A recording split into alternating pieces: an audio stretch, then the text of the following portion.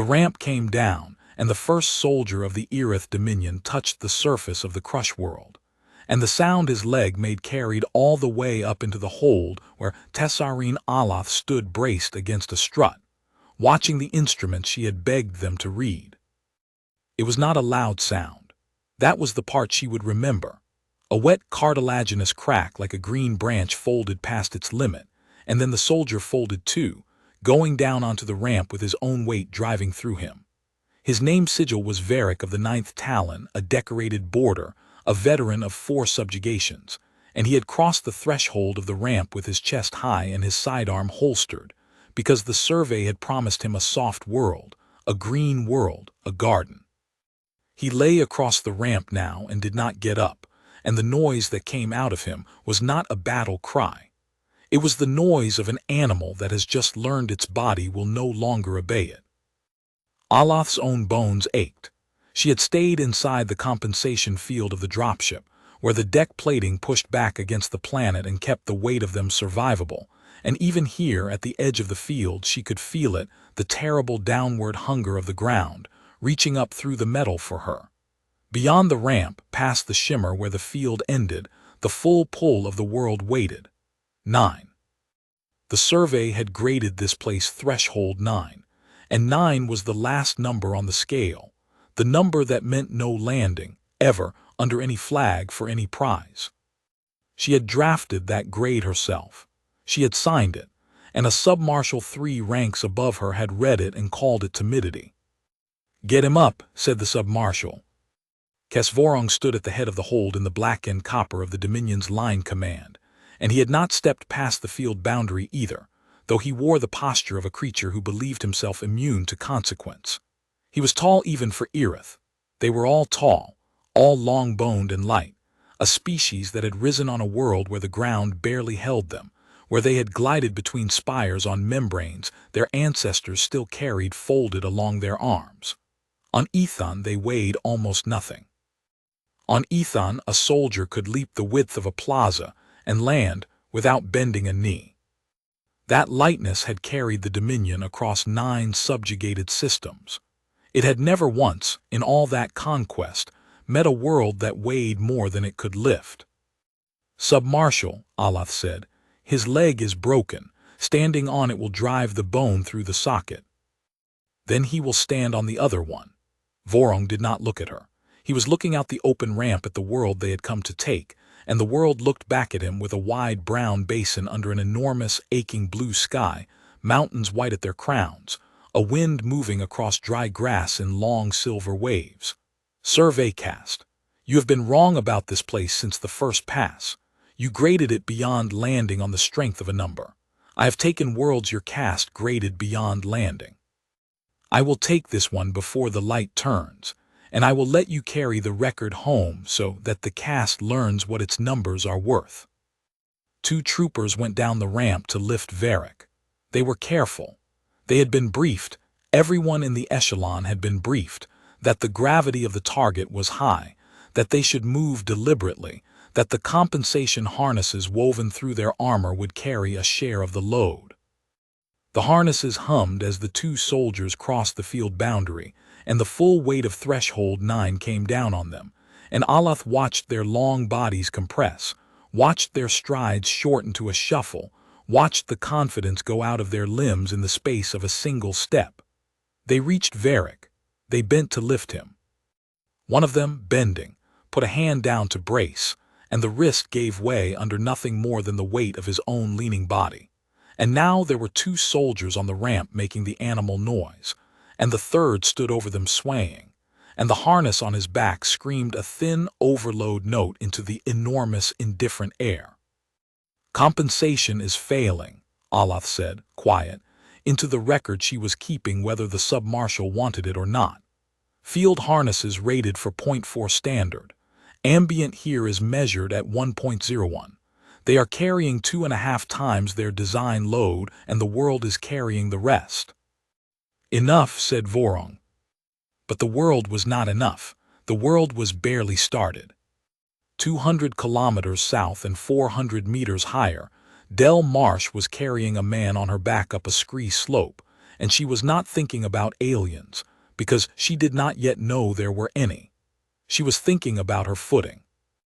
The man on her back went 190 pounds, most of it gone slack, and he was strapped to her in a rescue harness that spread his weight across her hips and shoulders the way the manufacturer promised and gravity ignored. His name was Ferris, and he had put his truck off the old mine road in the dark and walked half a mile on a broken ankle before the cold took the fight out of him. And now Dell was walking him back, one deliberate boot at a time, up a 40-degree pitch of loose granite that wanted very badly to send them both down to the wash. She had done this before. She would do it again. She set each foot, tested it, shifted her weight over it, and moved the other foot, and the mountain came up under her one step at a time. "You're doing great, Ferris," she said, though Ferris was not doing anything at all. "You told them anyway. You kept your voice level and your breathing even, and you did not let them hear the work in it, because a scared patient fights you and a fighting patient falls, and Dell had a rule learned young and never once broken, that nobody fell on her line. She was 26 years old. She was not large. She had come up through wildland fire and then into high-angle search and rescue in the eastern Sierra, because she liked the country and she liked work that could not be faked, and 4 seasons of it had made her into a particular kind of animal, not big, but hard the whole way through, with the low, unhurried heartbeat of someone whose body had stopped being surprised by effort. She weighed 130 pounds, and she was carrying 190 up a mountain in the dark, and her heart was doing 60, and she was thinking about her footing, and that was all. Her radio broke squelch against her collarbone. "Coldwater base, Marsh. You clear of the pitch yet?" "Negative base," she set a foot, tested it, 200 vertical to the bench. "Have the litter ready up top. I'm not carrying him down the far side." "Copy that." A pause, and then the voice Booker on the desk tonight, 40 years on this range and a chest full of old smoke, changed register in a way she felt before she parsed it. "Dell, when you top out, there's a thing. Air Guards got returns coming down all over the basin north of you. Big ones, slow, nothing squawking." "Weather balloons," Dell said, setting a foot. "Not weather balloons." "Then it's not my problem until it's on the ground and bleeding." She topped a hard step, felt the pitch ease a degree under her boot, and let a breath go. "One thing at a time, Base. I've got a man on my back." She did not think about it again for 40 minutes, which was how long it took to get Ferris to the bench, into the litter, and down the far trail to the road where the ambulance sat with its lights turning slow red circles against the sage. She unclipped the harness and rolled her shoulders once and drank half a liter of water in one pull, and only then, standing in the cold, clean dark with the work done, did she look north. The sky over the basin was wrong. There were lights in it that did not move like aircraft, that hung and sank, too large and too orange, coming down through the dark like coals settling in a fire that was going out. She counted 6 of them before she stopped counting. They came down toward the wide brown floor of the basin, toward the dry lake bed and the old grazing allotments and the nothing at all that filled the country north of Coldwater Station, and one by one they touched the ground and their orange guttered and went dark. "Base," she said, "Marsh. Go. You still want me to think those are weather balloons?" Booker didn't answer for a second. Then, "County's standing up the EOC. Guards inbound. They're calling it a debris event, aircraft down, hazmat unknown, and they want SAR staged because it's our ground and nobody else can walk it in the dark." A breath. "That's the official. Off the record, kid, I've been on this desk since before you were born, and I have never seen anything come down like that and go dark and stay put. Whatever's out there, it landed. It didn't crash." Dell looked at the dead orange lights on the floor of the basin and did the arithmetic she always did, the only arithmetic that had ever kept her alive on a mountain. What is real? What is next? What do I carry? She capped her water. "Tell them SAR's staging at the Ryapatch turnoff," she said, "and tell them to send somebody who can talk to whatever that is, Because I'm a medic base. I pull people off mountains. I don't do first contact. She was wrong about that, though she didn't know it yet, and neither did the thing in the basin, which had come across the dark between stars to conquer her world and was, at that exact moment, discovering that it could not stand up. By the time the eastern sky had gone from black to the deep raw blue that comes an hour before the desert dawn, the Erith beachhead had established itself, and the beachhead was dying. Alath walked the perimeter inside the last working compensation field, and she made herself look at all of it, because someone had to carry the truth home, and she had already decided it would be her. 6 dropships had made planetfall. Each had carried a talon of 40 soldiers, plus support, plus the disassembled spine of a staging tower that, once erected and powered, would throw a compensation dome 200 meters wide and let them build a real foothold under a survivable weight. That was the plan. That was always the plan on a heavy world. You did not fight in the open gravity. You built your dome and you fought from inside it, and you widened it a meter at a time until the whole of your conquest lay under your own sky. The staging towers had not gone up. They had not gone up because raising them required soldiers to work in the open, past the edge of the dropship fields in the full pull of Threshold 9, and the soldiers in the open were on the ground. Not dead, most of them. That was the part that turned Alath's stomach. Dying would have been mercy and speed. Instead they lay in the dry grass where they had fallen, 40 here and 30 there, and they could not rise, and their long light bodies built by a world that barely held them, were being slowly, patiently crushed by the simple fact of lying down on a world that weighed too much.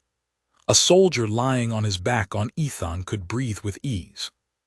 A soldier lying on his back here had the weight of his own chest pressing his lungs flat, and had to fight for every pull of the thick wet air, and the thick wet air was itself another enemy, because it was heavy with a poison the survey had flagged and the submarshal had waved away. Oxygen, at a partial pressure that on Ethon would only ever be found in a demolition charge, going into Erith blood in quantities that burned the vessels from the inside. "How many can walk?" Vorong said. He had come out to the perimeter at last. He stood inside the strongest field at the base of his command dropship, and even there, even with the deck plating pushing back against the world with all the power the ship could spare, he stood wrong. Alath could see it. She could see the effort in the set of his shoulders, the way his long neck no longer carried his head with the old arrogant ease, the way his membrane arms hung close to his body instead of loose and ready. The world had found him even here. The world found everyone. Of 840 who made planetfall, Alath said, perhaps 200 can still stand inside a field. None can stand outside one. The rest are down. Then we widen the field. We cannot raise the towers. Raising the towers requires labor outside the field. Labor outside the field is what put 400 soldiers on the ground in the first hour. Vorong turned his head to look at her, slow, deliberate, the movement of a creature spending strength it did not want to spend. "You are pleased," he said. "Survey cast. You are standing in the middle of a catastrophe you predicted, and you are pleased." No, submarshal. And she was not.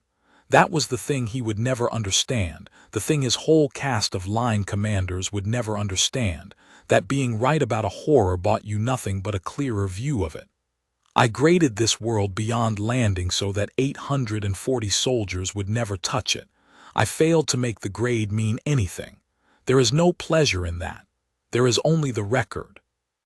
Far out on the basin floor, past the perimeter, past the reach of any field, something moved in the growing light. Alath saw it before the sentries did.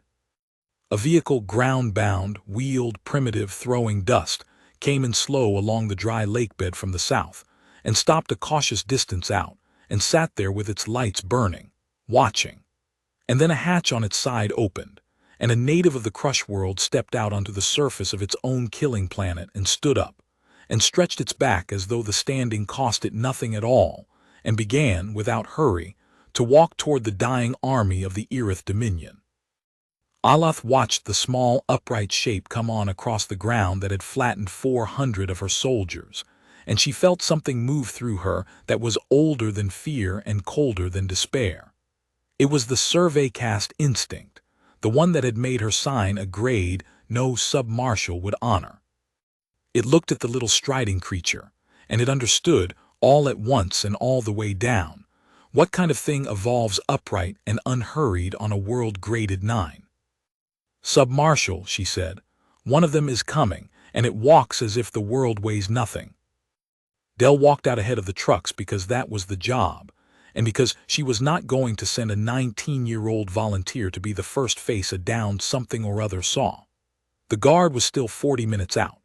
The county's hazmat team was arguing about suit ratings back at the staging line, and there were, by the growing light, bodies on the ground out here, long pale shapes strewn through the dry grass around the dark hulls of 6 landed craft, dozens of them, scores of them, motionless. Somebody had to walk out and see whether they were casualties. That was the whole of Del's trade. You walked out and you saw and you sorted the living from the dead, and you did not let the size of the thing get into your hands and make them shake. Her hands did not shake. She had a trauma kit on her hip and a radio on her collar and no weapon at all, because a weapon was a thing you brought when you had decided how a meeting was going to end, and Del had not decided that. She came up on the nearest shape in the grass and crouched beside it, and for a moment the strangeness of it did stop her, the length of it, twice her height if it stood, the pale gray hide gone dull, the too many joints in the long limbs, the folded membranes running from wrist to ribs like the wings of something that had given up flying a very long time ago. Not human, not anything, a visitor from a place with no name she knew. And it was alive. Its chest, if the broad-plated barrel of it was a chest, labored, shallow and fast, and a sound came out of it, a thin, reedy whistle on every inhale, the sound of a body trying to move air it could not move. Del had heard that sound before. She had heard it from a climber pulled out from under an avalanche with a flailed chest, ribs stove in, every breath a fight against a weight that would not lift. She knew that sound. It was the sound of something being crushed. "Okay," she said low to the thing that had come to conquer her planet. "Okay, I've got you. Easy." She did not know it could not understand her. She talked to it anyway, the way she talked to Ferris, the way she talked to every torn and frightened thing she had ever pulled off a mountain, in the low, even voice that was the only medicine she always had on her. And she looked at the way it lay, and she looked at the way it fought for air, and the paramedic in her, the part of her that did not care what a patient was, only how it was broken, arrived at the diagnosis before the rest of her had caught up to the impossibility of the patient. It was being crushed by its own weight. It was lying on the ground of her world, and the ground of her world was killing it, slowly, the way deep water kills, the way a mountain kills the ones who lie down in the snow and do not get up. Whatever this was, it came from somewhere lighter, somewhere gentler. It had crossed the whole dark distance between stars, and it had come down onto the one thing its body could not survive, which was an ordinary morning on the floor of an ordinary basin on the third stone from an ordinary sun. Del keyed her radio. Base Marsh. Her voice did not change. It never changed. That was the whole of her craft. They're alive, a lot of them, and they're not hurt in any way I can fix. She looked out across the grass at the dozens of long, pale shapes laboring for air under the widening sky. Tell the guard to slow down and tell Hazmat to stand easy. Whatever came down out here didn't come to crash. It came to land. And the ground won't let it.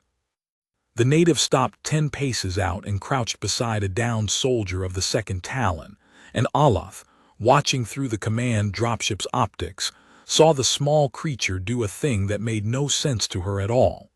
It did not raise a weapon. It did not gloat over the fallen. It put its hands on the dying soldier, laid one flat against the plated chest, pressed 2 fingers of the other to the great vessel that ran up the side of the neck, and it went still, and it listened, and its face, that small, mobile alien face, moved into an expression Aloth had no cipher for. "It is examining the wounded," she said aloud. "It is counting them." Vorong's voice came thick now, the words shaped with effort. "It is a scout. It has come to number us before its warriors come. This is how the low-caste worlds always begin, one probing creature, then the swarm." He turned from the optics. "Sentries, the three who can still hold a weapon inside the field. Range that scout and put it down. Let its swarm learn what it costs to number the Dominion." "Submarshal." Aloth kept her voice flat, the survey cast voice, the voice for facts a commander did not want. "The three who can hold a weapon are holding it against their own body weight. Their aim will drift. And if you kill that creature, you will learn nothing from it, and we are past the point where we can afford to learn nothing." He looked at her for a long moment, swaying almost imperceptibly, a tall, proud creature standing at the base of his own ship on the killing floor of a world he had been warned about in writing, and Aloth watched him weigh the pleasure of the order against the arithmetic of survival, and watched, narrowly, the arithmetic win. It was the last time she would see it win. "Then range it," he said, "and hold, and send the caste creature out to speak to it, since the caste is so eager to be right."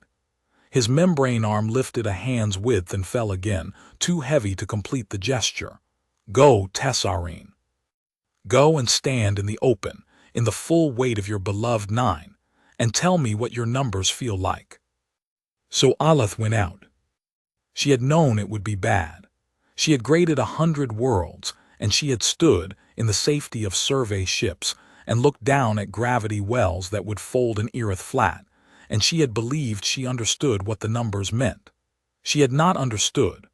Nobody understood until they walked out past the shimmer of the field and let the planet take hold of them.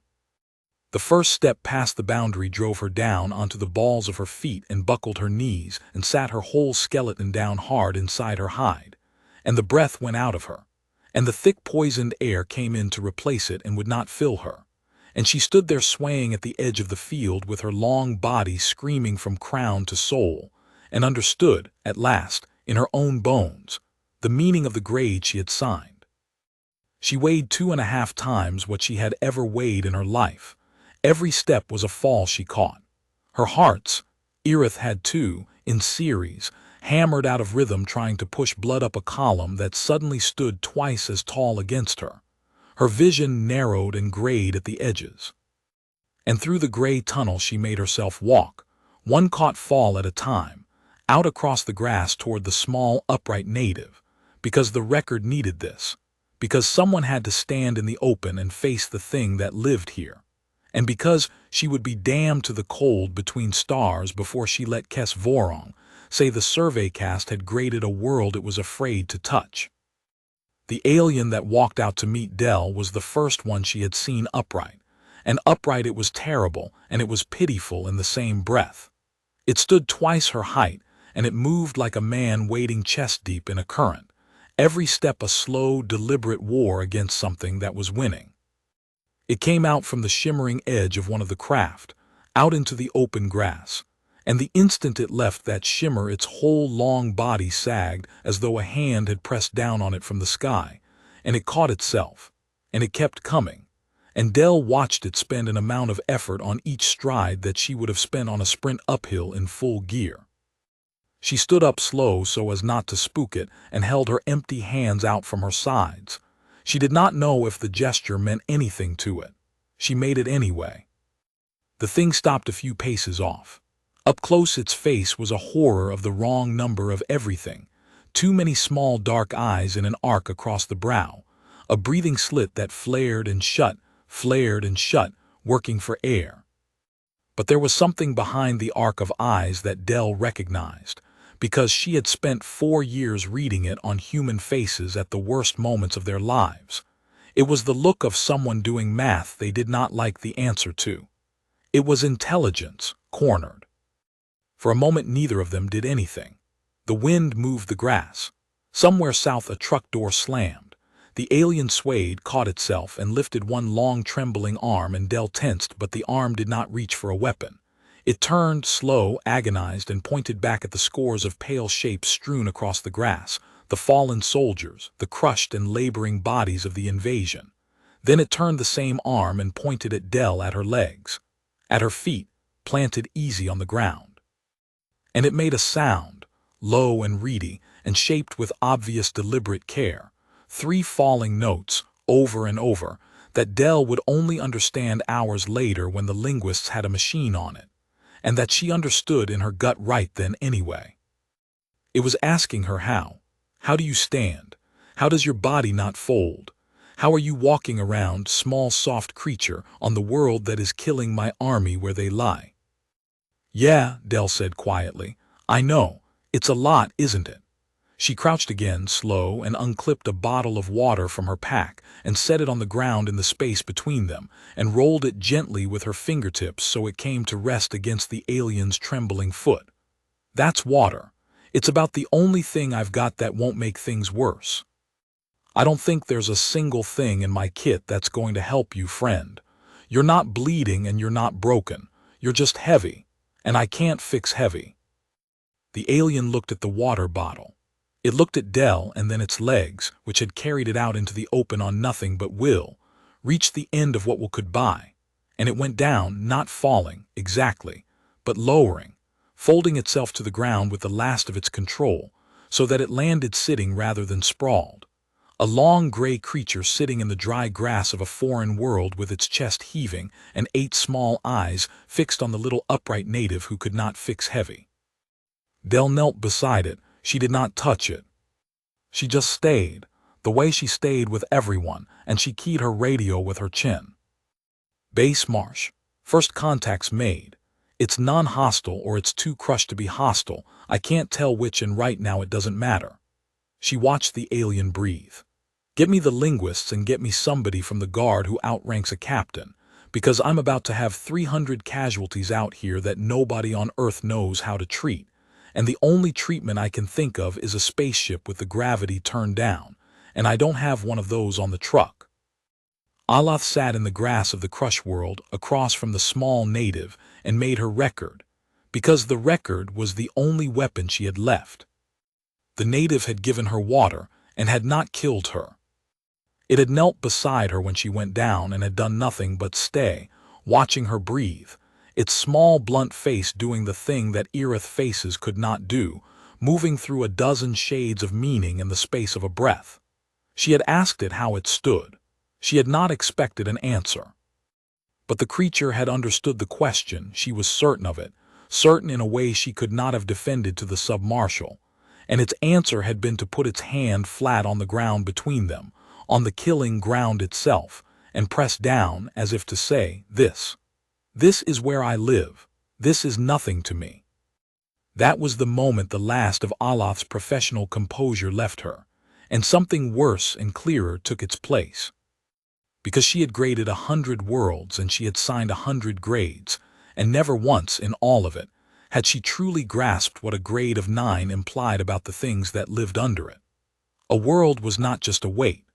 A world was a workshop, and everything that crawled up out of it had been hammered into shape by 10,000 generations of that weight, every bone thickened, every heart enlarged, every muscle overbuilt against a pull that would fold an Irith flat.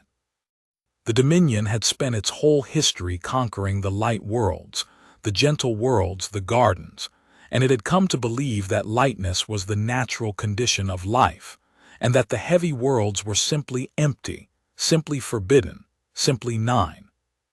It had never once stopped to ask what a heavy world would make if life ever did take hold there, what it would build, what it would consider ordinary. Now Aloth knew. The heavy world made this. It made a creature a third her height that could carry more than its own weight up a mountain and call it a day's work. It made a thing that could stand in a gravity that crushed her army and use both hands to offer her a drink. The Dominion had not landed on an empty world graded beyond reach. It had landed, blind and arrogant, in the middle of a nursery of giants, and the giants were being kind, and the kindness was the most frightening thing Aloth had ever seen, because a thing is only kind to what it does not fear. Her heart stumbled. The gray came back into the edges of her sight. She lay down slowly on purpose, before the world could lay her down, and the native made a low sound and moved as if to help and then stopped, understanding. She saw it understand that there was no help to give. "Carry it home," she told the record in the old survey cadence, the words for a grade that could not be argued. "Amend the grade. Threshold 9 is not a ceiling. Threshold 9 is a door, and we have opened it, and the things on the other side were never the danger. The danger was always the ground they walk on, and they walk on it like it is nothing, and they have offered us water." She let her eyes close. "Do not land, tell the Dominion, whatever it costs, whatever the sub-marshals say. Do not land on the heavy worlds. There are people down here, and they are stronger than gods, and they do not even know it." Kes Vorong heard the scouts report, or heard of it, second-hand, from the signals officer who monitored Aloth's open channel, and he did not amend anything. He stood inside the failing field at the base of his command ship, and by the middle of that first day, his own body had begun the slow betrayal that had already taken 800 of his soldiers. His hearts labored. His membrane arms would not lift. When he tried to pace the length of the field, the way a commander paced, the effort put spots before his eyes, and he had to stop and stand and pretend he had meant to stop, in front of the 200 soldiers who could still stand, and who were watching him for the thing commanders were supposed to provide, which was certainty. And Kes Vorong had built a career and a reputation and a self on certainty, on being the line officer who took the worlds the survey cast feared, and he could no more amend his grade of himself than Aloth could amend hers of the planet. So when the relief signal came down from the fleet, the flotilla that had carried the echelon still hung in orbit, out where the gravity could not reach, its captains reading the disaster on the ground with growing alarm. Vorong overrode it. The flotilla wanted to abort. The flotilla wanted to lift the survivors and burn for the dark and log the world unlandable and never speak of it again. Vorong forbade it. He was the ranking officer of the ground echelon, and the assault was his command, and he would not carry home a record that said Kes Vorong had been beaten by the weight of a planet, not while there was a soldier of his still standing to raise a tower.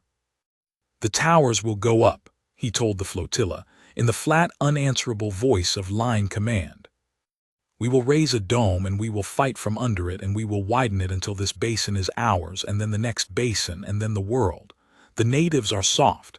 You have all heard the casts report the creature offered our scout water. It is a herd animal, it tends the fallen. It has no more will to fight than a beast in a pen." His hearts hammered. He did not let it into his voice. "Send down the second echelon. Send down the heavy labor frames, the ones rated for full load. We will do with machines what the soldiers could not do with their bodies. Raise the towers. That is the order. Raise the towers or answer to the Dominion for cowardice in the face of a world full of cattle." The second echelon came down at dusk. Dell watched it come from the staging line at the Ryapatch turnoff, where by then the whole apparatus of a human emergency had assembled itself around her out of the desert dark, light towers and generators, a field hospital going up under canvas, guard trucks in long rows, and men in uniforms with more stars than she had ever seen in one place. All of them turned to look north at the new orange coals sinking out of the sky. 12 more this time. They came down harder and faster than the first 6, and they came down carrying in their holds the thing Vorong had promised the fleet. Heavy frames, exoskeletons of dark alloy built to move full loads under crushing weight, machines to do what flesh could not. "General wants to know if we hit them while they're landing," said the young guard lieutenant at Dell's elbow, a kid named Ortega, no older than she was, holding a radio and trying to sound like he was not terrified. "We've got artillery ranged on the whole basin. He says the word, and we drop the world on them before they can dig in." Dell watched the 12 craft settle onto the dark floor of the basin, out where the first 6 sat dead in the grass with their crushed cargo strewn around them. She thought about the alien that had offered her nothing and been offered water, the one lying out there right now in the grass, with a machine on its chest reading numbers no human doctor could interpret. She thought about 300 casualties she could not treat. She thought about her one rule, the one about nobody falling on her line, and about how strange it was becoming to hold, and about how she was going to hold it anyway. "Tell the general," she said, "that if he opens up with artillery he's going to spend a lot of shells and a lot of noise to kill an army that the ground is already killing for free, and he's going to do it while I've got unarmed people out on that basin floor." She looked at the orange coals going dark one by one. "Tell him to wait. Tell him to let me get the linguists a clean line to that scout. And tell him the smartest thing the United States can do right now is nothing at all, and let these people find out for themselves what they've landed on. They're already finding out, Lieutenant. Look." Ortega looked. Out on the basin floor, one of the newly landed craft had opened its hold, and in the wash of the human light towers they could all see the heavy frames come out, great dark machines striding down the ramps, each one carrying an Irith soldier cradled inside it, the exoskeleton taking the weight the body could not. For a moment they moved well. For a moment it looked like the thing Vorong had promised. The frames crossed out of the ship's field into the open gravity of Earth, and their servos took the strain and held. And the first rank of them came on across the grass toward the human line, and a sound went through the assembled soldiers at the staging area, a low, uneasy sound, because here at last was the thing that looked like an invasion. Then the first frame put its foot in a rodent burrow. The burrow was nothing. It was a hole the width of 2 fingers, the winter door of a kangaroo rat, the kind of thing a hiker steps over without seeing. But the heavy frame came down on it with its full striding weight, and its full striding weight on Earth was a number the machine's designers had never once had to survive, because on the light worlds the Dominion conquered, a frame's foot never had to bear more than a fraction of what it bore here. The ankle joint took the load. The load found the burrow.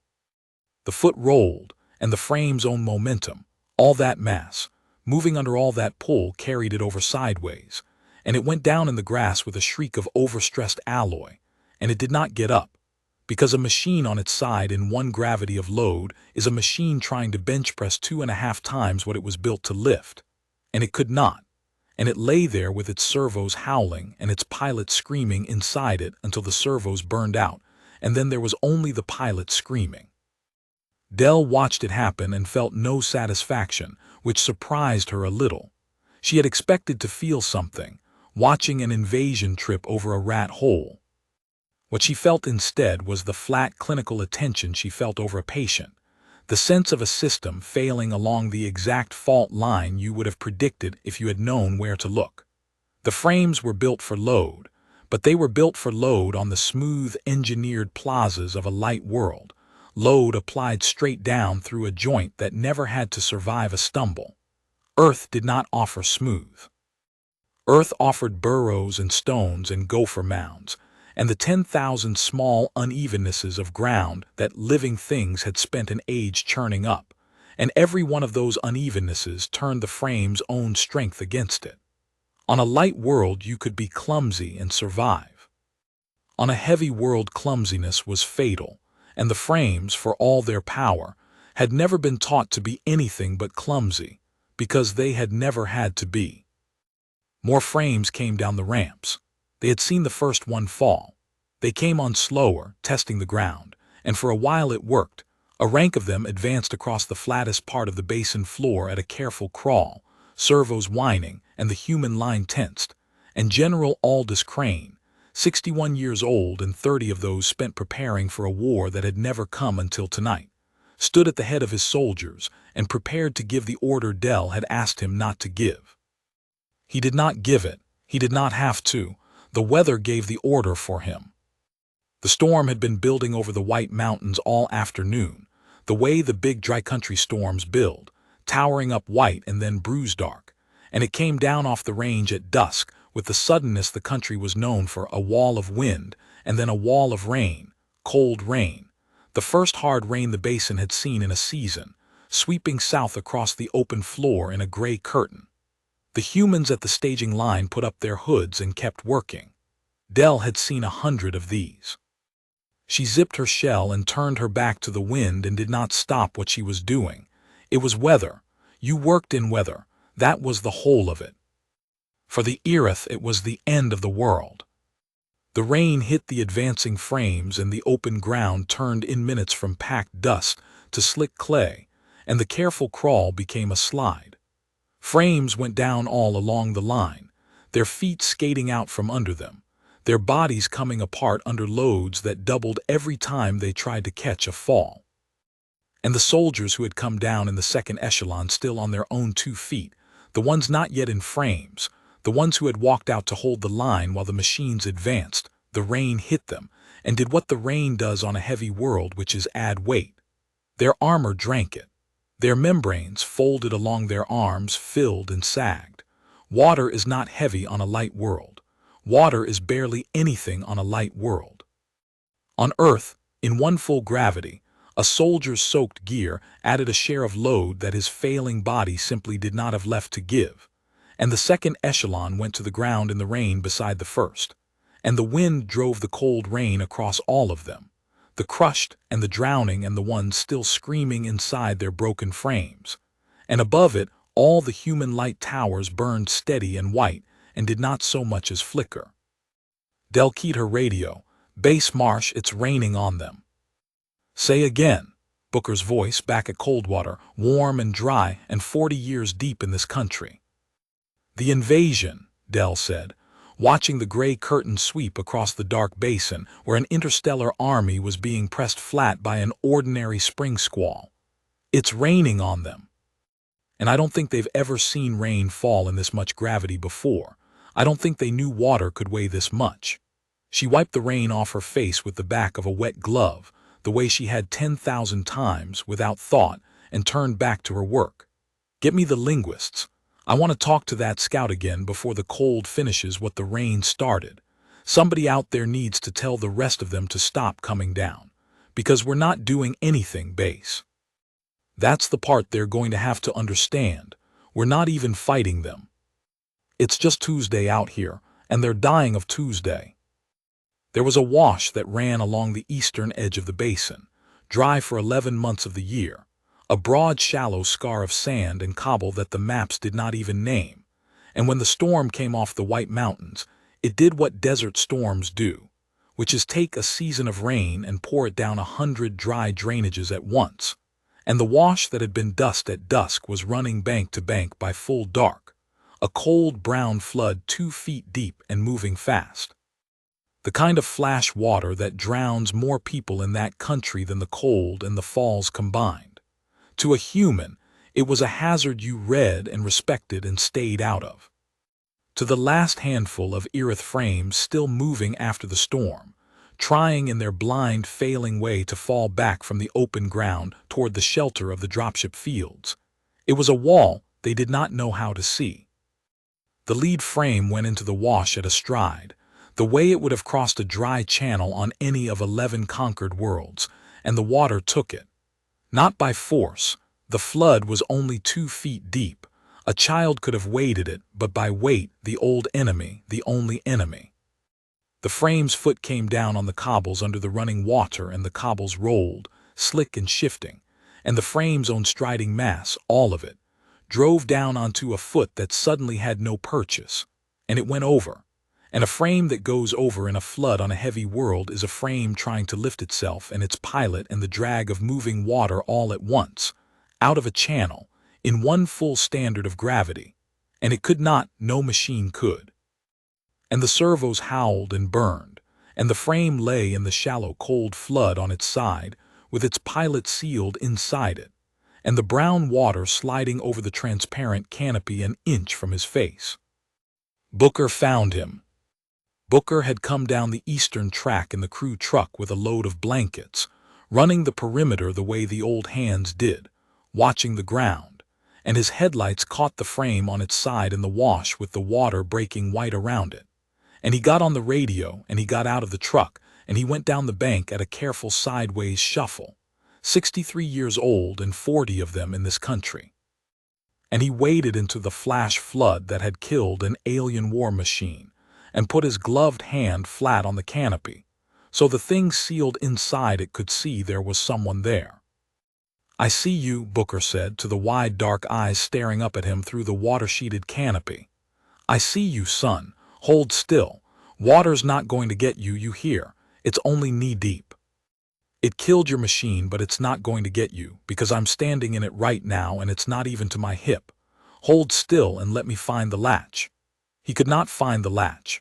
There was no latch he knew, no handle, no seam his hands could read, only smooth alien alloy and the terrified thing behind it, and the water pushing at his legs and the cold climbing up into his chest. So Booker did the only thing left, which was the thing Dell had taught the whole crew without ever once saying it aloud, the thing that was the entire secret of the trade. He stayed. He stood in the flash flood with his hand flat on the canopy and his headlights burning down from the bank, and he talked, low and steady and endless, to the alien soldier sealed in the drowned machine, telling him it was going to be all right, telling him help was coming, telling him about the country and the storm and the way the water always ran high the first night and dropped by morning, an old man's voice going on and on in the dark over the sound of the flood. Until Dell got there with the cutting gear and 4 guardsmen, and they got the canopy off and got the pilot out and up the bank into the light, wet and shaking and alive, staring back at the water that would have been nothing on his own gentle world and had swallowed his machine whole on this one. The pilot lived. He was one of the ones who went up the ramp of the unbroken meridian the next noon, one of the 1,000 carried home, and he never learned the name of the old creature who had stood in the flood with a hand on his canopy and would not leave, and it did not matter that he never learned it, because he had understood the thing itself, which was larger than any name. He had watched, sealed and drowning and certain he was dead, a small soft native of the killing world wade out into the very water that had beaten a war machine, not to finish him, but to sit with him in it, unhurried, unafraid, because that was simply what these creatures did with a thing in trouble on their ground, no matter what the thing was, no matter that the thing had come to take everything they had. On his own world, on gentle Ethon, they told the young that the measure of a people was the reach of their strength. He had come to the Crush world believing it, and he had learned, sealed in a flood with an old man's hand on the glass, that it was a child's measure, a light world's measure. The real measure was not the reach of your strength. It was what you waded into with it, and who you were willing to stand beside in the cold, and whether you would leave. In the hours between the storm and the negotiation, in the deep cold heart of that first night, the work went on that no one would ever put in a report, because it did not fit the shape of a war.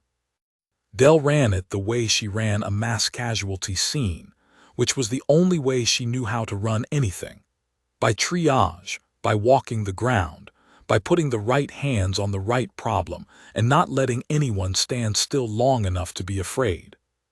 She had maybe 40 people out on the basin floor by then, her own SAR crew and a company of guardsmen who had come out, once it was clear there was no one left to fight, and they moved through the strewn ranks of the fallen invasion in the headlamp dark, sorting the living from the dead, and the sorting itself was a horror, because so many of them were both at once, alive and dying, conscious and crushed, long pale bodies pinned to the ground by nothing but the ground. Watching the small creatures come through the dark with their lights and their blankets, and not knowing, most of them, whether the lights meant mercy or the end. There was one Dell would remember. A young soldier, she thought, though she could not have said how she knew it, something in the unmarked smoothness of the gray hide, the way the 2 long limbs still had a coltish looseness to them, even flattened as they were. He had come down in the second echelon, and he had not made it 50 feet from the ramp before the world took him, and now he lay on his back in the cold with his chest laboring and his 8 small eyes tracking her lamp as she came up, and when she knelt beside him, he did a thing none of the others had done. He reached for her. Slow, trembling, an enormous effort, one long gray hand lifting off the ground and reaching toward the small, warm creature crouched over him, not to grip, not to harm, just to reach, the way the dying reach, And Dell took the hand in both of hers the way she had taken 1,000 human hands, and she held it, and it was cold, and it was heavy, and it closed around her fingers with a weak and desperate gentleness that she would feel in her sleep for months. "Okay," she said. "Okay, I'm here, I've got you." She had no machine on him, no way to make her words into his, but she talked anyway, because the voice was the medicine that crossed every gap she had ever met. "You're a long way from home, aren't you? Younger than me, I'd bet, whatever that means for your kind. Came all this way." She got a blanket over his chest, weighted the corners against the wind. "I can't fix this, friend. I want you to know I know that. I've got nothing in this whole kit that lifts a planet off a man. But I'm not going to leave you cold in the dark, either. That's not how we do it here. Nobody goes out alone on my ground." The young soldier's name, though Dell would never learn it, was 333 to the record and Kell to the two friends who had come down beside him and died on the ramp. And in the last clear hour of his life, he lay on the surface of the crush world and understood, with the terrible lucidity the dying sometimes get, exactly what had happened to him and his, and the whole proud echelon of the Dominion. He had been raised on the doctrine. He had been taught that the light worlds were the natural home of life, and the heavy worlds were dead stone, that to be Earth was to be the finest and the fastest, and the highest reaching thing the galaxy had made, that the survey cast's grades were the timid arithmetic of creatures who lacked the will to conquer. He had believed it up the ramp. He had believed it until his leg folded under him and the ground came up and would not let him rise. And then, lying pinned in the alien dark, he had begun to watch. And what he had watched all night was the small soft creatures of the dead stone world moving through the wreck of everything he believed, unhurried, unafraid, carrying. And he had understood at the last that the doctrine had it exactly backward. It was not that the heavy worlds were dead. It was that the heavy worlds were where the galaxy kept the strong. And the Earth, for all their reaching, had only ever been the lucky children of a gentle sky, and they had mistaken their luck for greatness, and they had brought their luck to a place where it counted for nothing. And the place had shown them what greatness actually was, and greatness was a small tired creature holding a dying enemy's hand in the cold, and telling it that it would not go out alone. He held her hand until he could not. Dell stayed the whole way, the way she always stayed. And when it was over, she laid the long gray hand back down on the ground and folded the other over it. And she knelt there one more moment in the cold and the dark with an alien soldier she would never be able to name. And then she stood, because there were 40 more just like him within the reach of her lamp, and the night was long, and the work was the work. It was a little later, near the wrecked hulls of the second echelon, that the thing happened that the surviving Earth would tell each other about for the rest of their lives, though it was nothing, though it was less than nothing, though it was only a man doing his job. A generator on one of the human trucks had shaken loose in the storm, a field unit the size of a footlocker, dead weight, 300 pounds of steel and copper, and it had to come off the truck and onto the ground so the light tower could be moved, and the young guardsman assigned to it did not wait for the lift. He was 19 and he was cold and he wanted the job done, and he backed up to the tailgate and got his arms under the thing and set his legs and stood, and the generator came up off the bed, and he carried it 3 staggering steps and set it down in the dirt and shook out his arms and swore at it companionably, and went to find the next thing that needed moving. A dozen Earth soldiers, conscious, pinned to the ground within sight of the truck, watched a single juvenile of the crush world pick up and carry, alone, unaided, complaining, a mass that not one of them in the fullness of health and the strength of their prime could have lifted a hand's width off the deck in this gravity. And something went out of them, watching it. Some last ember of the doctrine, some final private hope that this was all a terrible accident, that the numbers were a fluke, that the Dominion had simply landed at a bad hour and would find in the daylight that these creatures were ordinary after all. It died, watching the boy carry the generator, because the boy was not a warrior. The boy was not their best. The boy was a tired teenager on a cold night doing the least interesting task on the whole basin, and he had done it the way a person shrugs. And if that was the least of them, if that was the throwaway strength of the throwaway soldier on the worst detail of the night, then there was no bottom to it, and there was no fighting it, and there never had been, not from the first step down the first ramp, not from before they left home. They got the linguists a clean line to Alath a little after midnight, when the storm had blown through and left the basin scoured and cold under a sky gone hard and clear and pricked all over with stars, the same stars the Erith had crossed to get here, looking down now on the wreck of their crossing. It was Dell who carried the equipment out to her, because Dell was the one the scout knew, and because Dell had refused in her flat, unhurried way to let anyone else be the first to walk up on a downed casualty in the dark. The linguist's rig was a heavy pack and a directional array and a tablet, and Dell carried the whole of it out across the basin floor at a walk, over ground still greasy from the rain, past the strewn shapes of an army, and the shapes turned their small dark eyes to follow her as she passed. Scores of them, hundreds, and not one of them could rise. She found Alath where she had left her, out near the first 6 craft, lying on her back in the wet grass with a human blanket over her. Someone had put a blanket over her. One of the medics.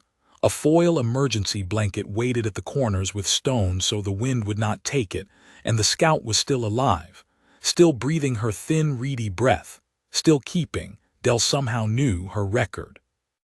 Dell set up the rig and knelt in the mud, and the machine listened to Alath breathe and speak for a while, learning her. And then it began, in a flat, synthetic voice, to turn the falling, reedy notes into words. "You came back," the machine said for Alath. "Course I came back," Dell said.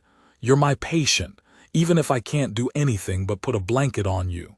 She sat back on her heels. "I need you to tell me things, friend, and I need you to tell them straight, because there are men back at that line with guns pointed at your whole army, and the only reason they haven't fired is that I told them it'd be a waste of ammunition. How many of you came down?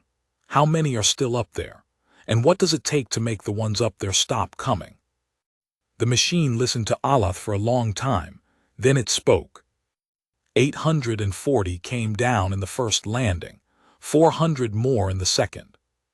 "Of all of them," the machine said, and it could not put grief into a synthetic voice, but Dell heard it anyway in the length of the pauses.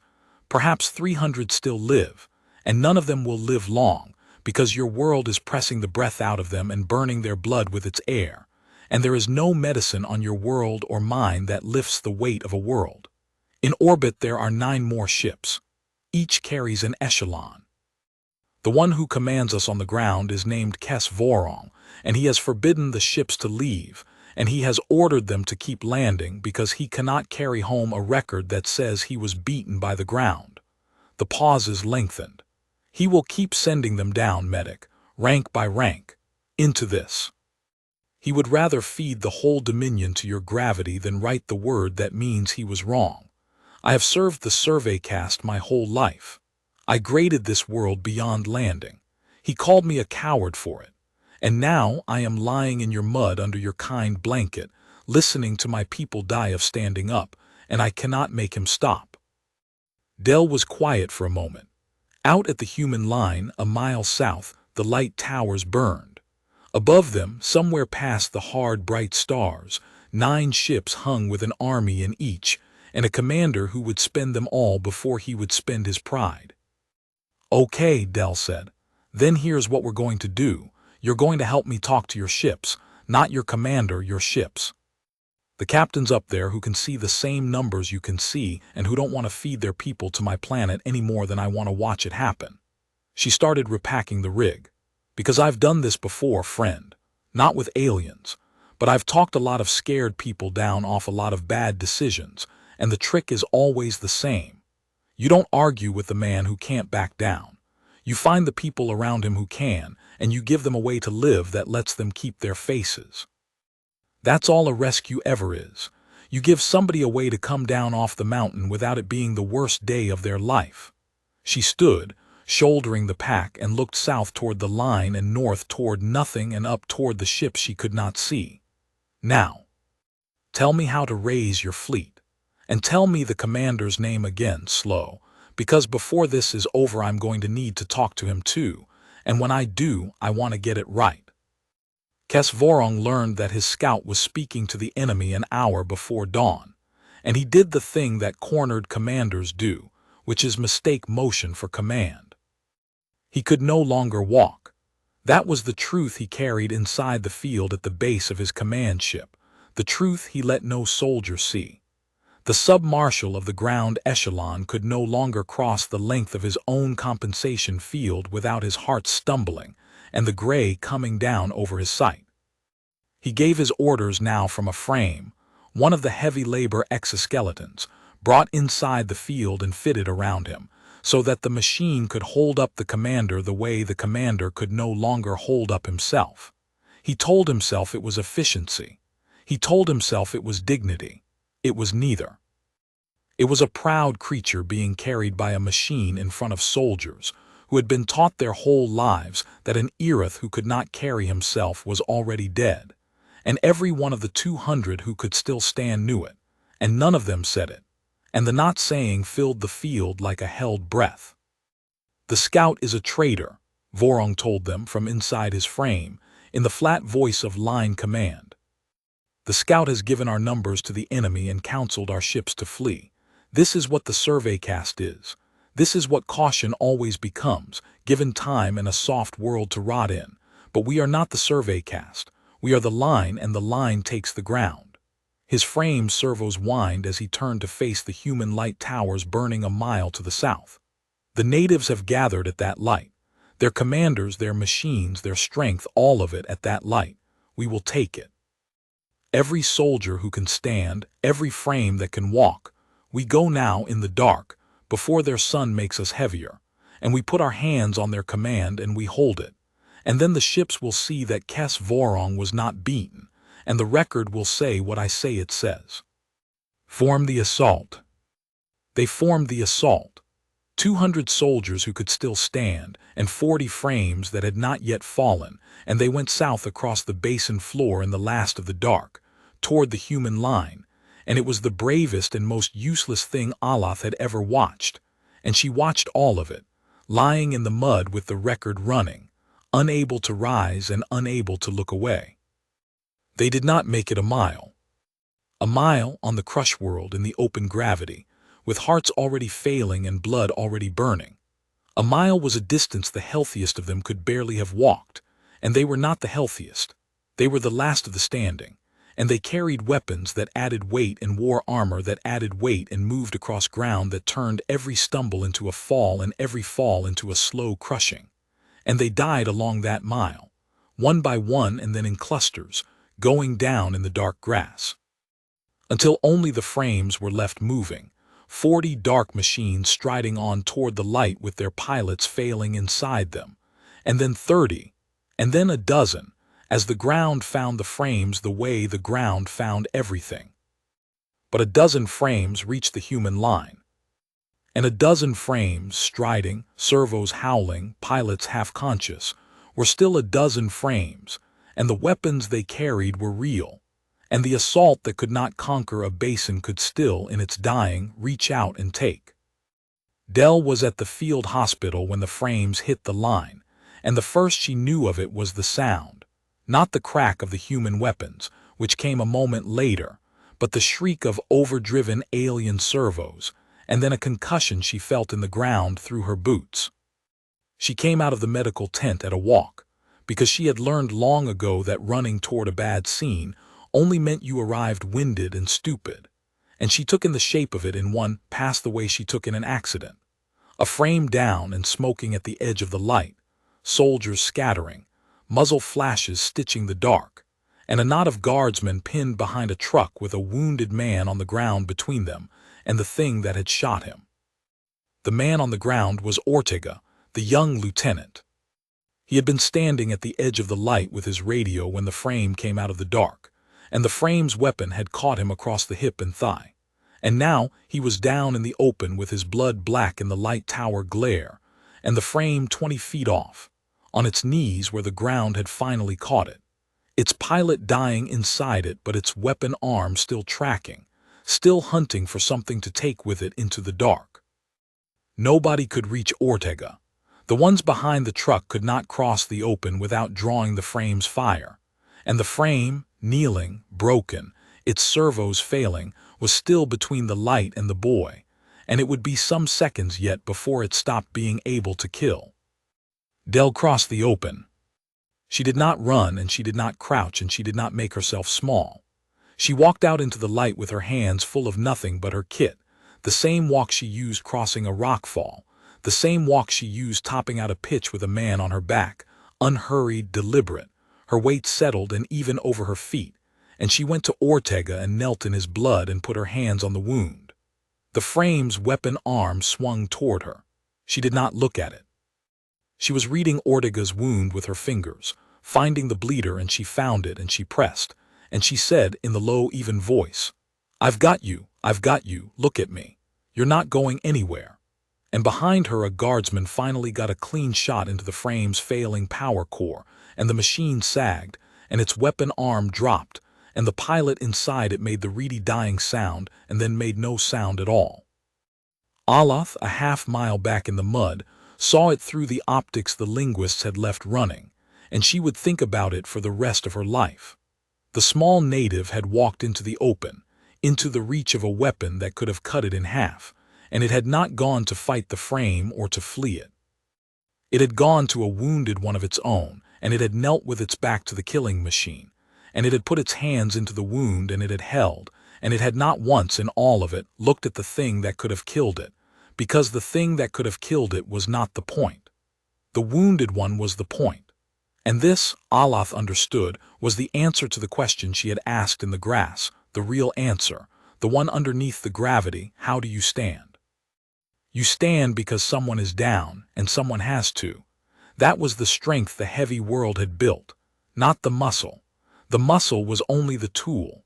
The strength was the thing that walked into the open with its back to the gun because there was a boy bleeding in the light and nobody else was close enough. They got Ortega back behind the line, and Dell worked on him on a tailgate for 20 minutes and did not lose him, because nobody fell on her line.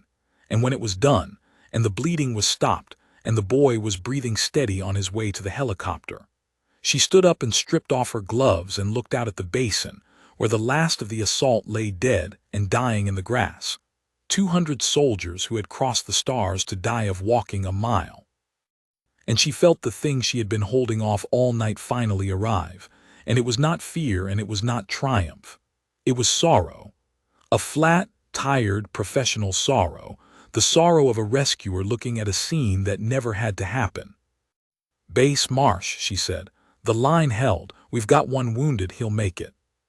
They lost. She looked out at the grass. They lost all of them, the whole assault.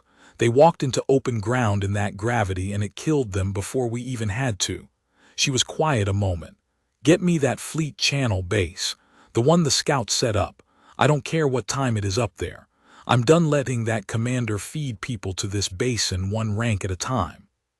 Somebody up there is going to talk to me, and they're going to tell their commander to stand down, and if he won't, they're going to go around him. Because I've buried enough people on this range base. I'm not adding an alien army to the list, because one proud man 3 ranks up can't say the word wrong." The fleet captain's name was Senelith Vor, and she commanded the cruiser Unbroken Meridian, and she had been arguing with Kes Vorong for 11 hours by the time a native's voice came up her own scout's channel and asked, in the flat cadence of the linguist's machine, whether she would like to stop watching her people die. Aloth relayed it. Aloth lay in the mud of the crush world with the human blanket over her and the human rig beside her, and she became, in the last hours of that long night, the thing she had never been in a whole career of surveys. Not a keeper of records, but a bridge. A line strung taut between the small, upright native who could not fix heavy and the fleet captain in orbit who could not disobey her sub-marshal. And she carried the words across the gap in both directions, and did not let either side hear the effort it cost her, because her hearts were failing now in earnest, and she did not have many words left, and she meant to spend every one of them well. "Tell the native," Senelith Vor said, from the clean, cold safety of orbit. That I have watched 1,200 soldiers land on that world, and I have watched the world crush them. And that I have wanted, for 11 hours, to lift the survivors and burn for the dark. And that the only thing that has stopped me is that Kes Vorong holds ground command, and the Dominion does not forgive a captain who abandons a commander in the field. Tell the native that. And tell it that I am listening, and that I have never in my life wanted so badly to be given a reason. Dell listened to the machine turn that into words, kneeling in the mud beside her dying scout with the first gray of dawn coming up behind the mountains, and she nodded slowly. Tell her, Dell said, that I'm not asking her to abandon her commander. I'm asking her to save him, same as I'd ask anybody. She wiped the dawn cold off her face. Here's the deal, Captain, and it's the only one I've got, so listen close. Your commander can't win this. You know it, I know it, and the scout lying here in my mud has known it since before you landed. The planet's not going to stop. I'm not going to stop it. I couldn't if I wanted to. It's just the ground, it's just the air, it's the way my whole world is built, and it was built that way 1 billion years before your commander was born. So this is what I'm offering. You stop landing. Right now, this minute, no more ranks down the ramp. And in exchange, we help you get your people off. My people, the ones with the trucks and the helicopters and the field hospital, will gather every one of your soldiers who's still breathing and will bring them to a place you designate. And you bring one ship down just long enough to lift them inside a field where the weight won't kill them, and then you go. You keep your survivors. You keep your commander. You keep your face. And you carry home the one piece of knowledge that's worth more than this whole basin, which is that there are worlds you do not land on, and now you know why. There was a long silence on the channel. The dawn came up. Dell waited, because waiting was a thing she was good at, because she had waited out storms and waited out nights, and waited out the long, slow work of getting a broken body down off a mountain alive. And she knew that the hardest part of any rescue was the moment where the person you were saving had to decide to be saved. The native offers us our lives and our commander's face in the same breath, Senelith Vor said at last, wondering, and asks for nothing but that we stop dying on its ground. A pause. Kes Vorong will refuse. You understand that. He would rather the whole echelon die than accept his life from the hands of a creature he called cattle. He will refuse, and he holds ground command, and I cannot lift a soldier off that world against the standing order of the ground commander. That is the law of the Dominion. Then change who holds ground command, Dell said quietly, and she was not angry, and she did not raise her voice, and that was somehow the most frightening thing Aloth had heard all night, this small creature proposing to unmake a sub-marshal in the same flat tone she used to check a pulse. You've got a commander down here who can't stand up, Captain, who can't walk the length of his own tent, who's giving orders from inside a machine because the planet took his legs the same as it took everybody else's. He's not commanding an assault anymore. He's commanding a graveyard, and he's doing it from a wheelchair he won't admit is a wheelchair. Someplace in your dominion there's got to be a rule about a commander who's medically unfit to hold the field. Every outfit's got that rule. Find yours. And when you find it, you come down here inside a field and you lift your people home, and you let me talk to your commander first, face to face, because I think a man like that has earned the right to be told the truth by somebody who's willing to stand in front of him and say it. She looked out at the basin, at the strewn dead, at the dawn coming up gold and enormous over a killing field that had never fired a shot. Sunrise in 20 minutes, Captain. The day's going to warm this basin up 10 degrees, and every one of your soldiers still alive out here is going to get that much heavier and that much closer to gone. You've got until the sun clears the mountains to decide whether you're a captain who saved her people or one who watched. I've made that call myself more than once at more than one first light. It doesn't get easier, but it's yours to make, not your commander's. Yours. 9 ships hung in the dark above the crush world through all of that long night, and aboard the largest of them, Senelith Vor stood her vigil at the great forward viewport, and watched a world she could not touch destroy an army she could not save. and learned, hour by hour, the lesson that would remake the Dominion. She had commanded the unbroken meridian for 19 years, and she had put soldiers down onto 11 worlds, and she had never once, in all of it, felt the particular helplessness of that night. The others were clean. The others were the old arithmetic. You came, you assessed, you landed, you took, and the survey cast's grades were the guardrails you drove between, and the whole enterprise had the settled feel of a thing done 1,000 times before by better officers than you and ratified by every outcome. This was not that, this was watching. From orbit, where the gravity of the world was only a number on a display, and her ship massed exactly nothing and her own body floated light, and easy the way an Irith body was meant to float.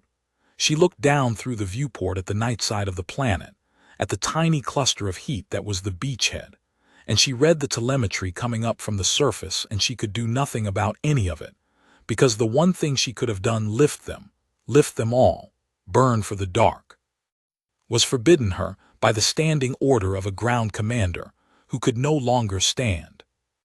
The telemetry was a kind of torture. She made herself read all of it.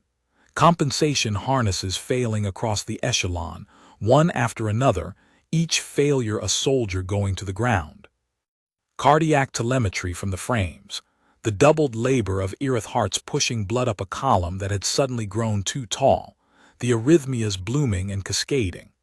Blood oxygen readings climbing into ranges that on any ship would have triggered a hull breach alarm, the planet's thick poisoned air forcing itself into her soldiers' vessels and burning them from within. And under all of it, steady, patient, unarguable, the one number that did not change and did not care, the ambient gravity of the surface, one full standard, 2.5 times the weight any of them had ever been built to bear, holding at one full standard hour after hour after hour, the way a hand holds a thing underwater, without effort, without malice, simply because that is what the hand is for. They are not being killed, her own surveyor's deputy said to her low at the viewport somewhere in the middle of that night. Captain, mark it in your own record because the sub-marshal will not. They are not being killed. There is no enemy action. The natives have not fired a shot. Our people are simply being pressed to death by the floor of the world slowly in the presence of creatures who are trying to save them. I have reviewed the surface feeds 4 times. The small ones are carrying blankets, Captain. They are carrying water. We came to conquer them, and they are treating our dead like their own, and I do not have a doctrine for it. There is no doctrine for it. The Charter did not imagine it. Senelith Vor did not answer for a long time. She stood at the viewport and looked down at the dark curve of the world, and she thought about the grade threshold 9, the last number, the number she had read in the survey rolls 100 times and understood. She now saw, not at all. She had thought a grade of 9 meant a hard world, a punishing world, a world you did not land on because it would cost you too much to hold. She had never once understood that the number was not a warning about the world. It was a warning about what the world would have made. 1 billion years of one full standard, pressing, always pressing, on everything that ever tried to rise. She tried to imagine what would climb up out of that. What would have to be true of a thing before it could stand and walk and run and carry under a weight that folded an Irith flat? And the imagining frightened her more than any fleet she had ever faced, because the answer was not a monster. The answer was the small calm creature on the surface feeds, kneeling in the mud with a blanket, and the fact that it was not a monster, that it was gentle, that it was kind, was the most frightening part of all, because a thing that strong had no need to be gentle, and had chosen it anyway. And there is nothing in the galaxy more dangerous than overwhelming power that has decided on its own to be kind, because you cannot bargain with its fear, and you cannot buy its mercy, and you cannot ever be sure you have earned the restraint it is showing you. Log it, she said at last to the deputy quietly. All of it, the telemetry, your assessment, the surface feeds every hour. And prepare a lift order for my authority, held pending, ready to execute the instant I have the standing to give it. She watched the beachhead's small heat flicker far below in the dark. Because I am going to have that standing before this world turns again, deputy, one way or another. Kes Vorong cannot stand up. A commander who cannot stand upon his field does not hold it. The provision is old and it is plain, and I have watched it invoked against better officers than him for less.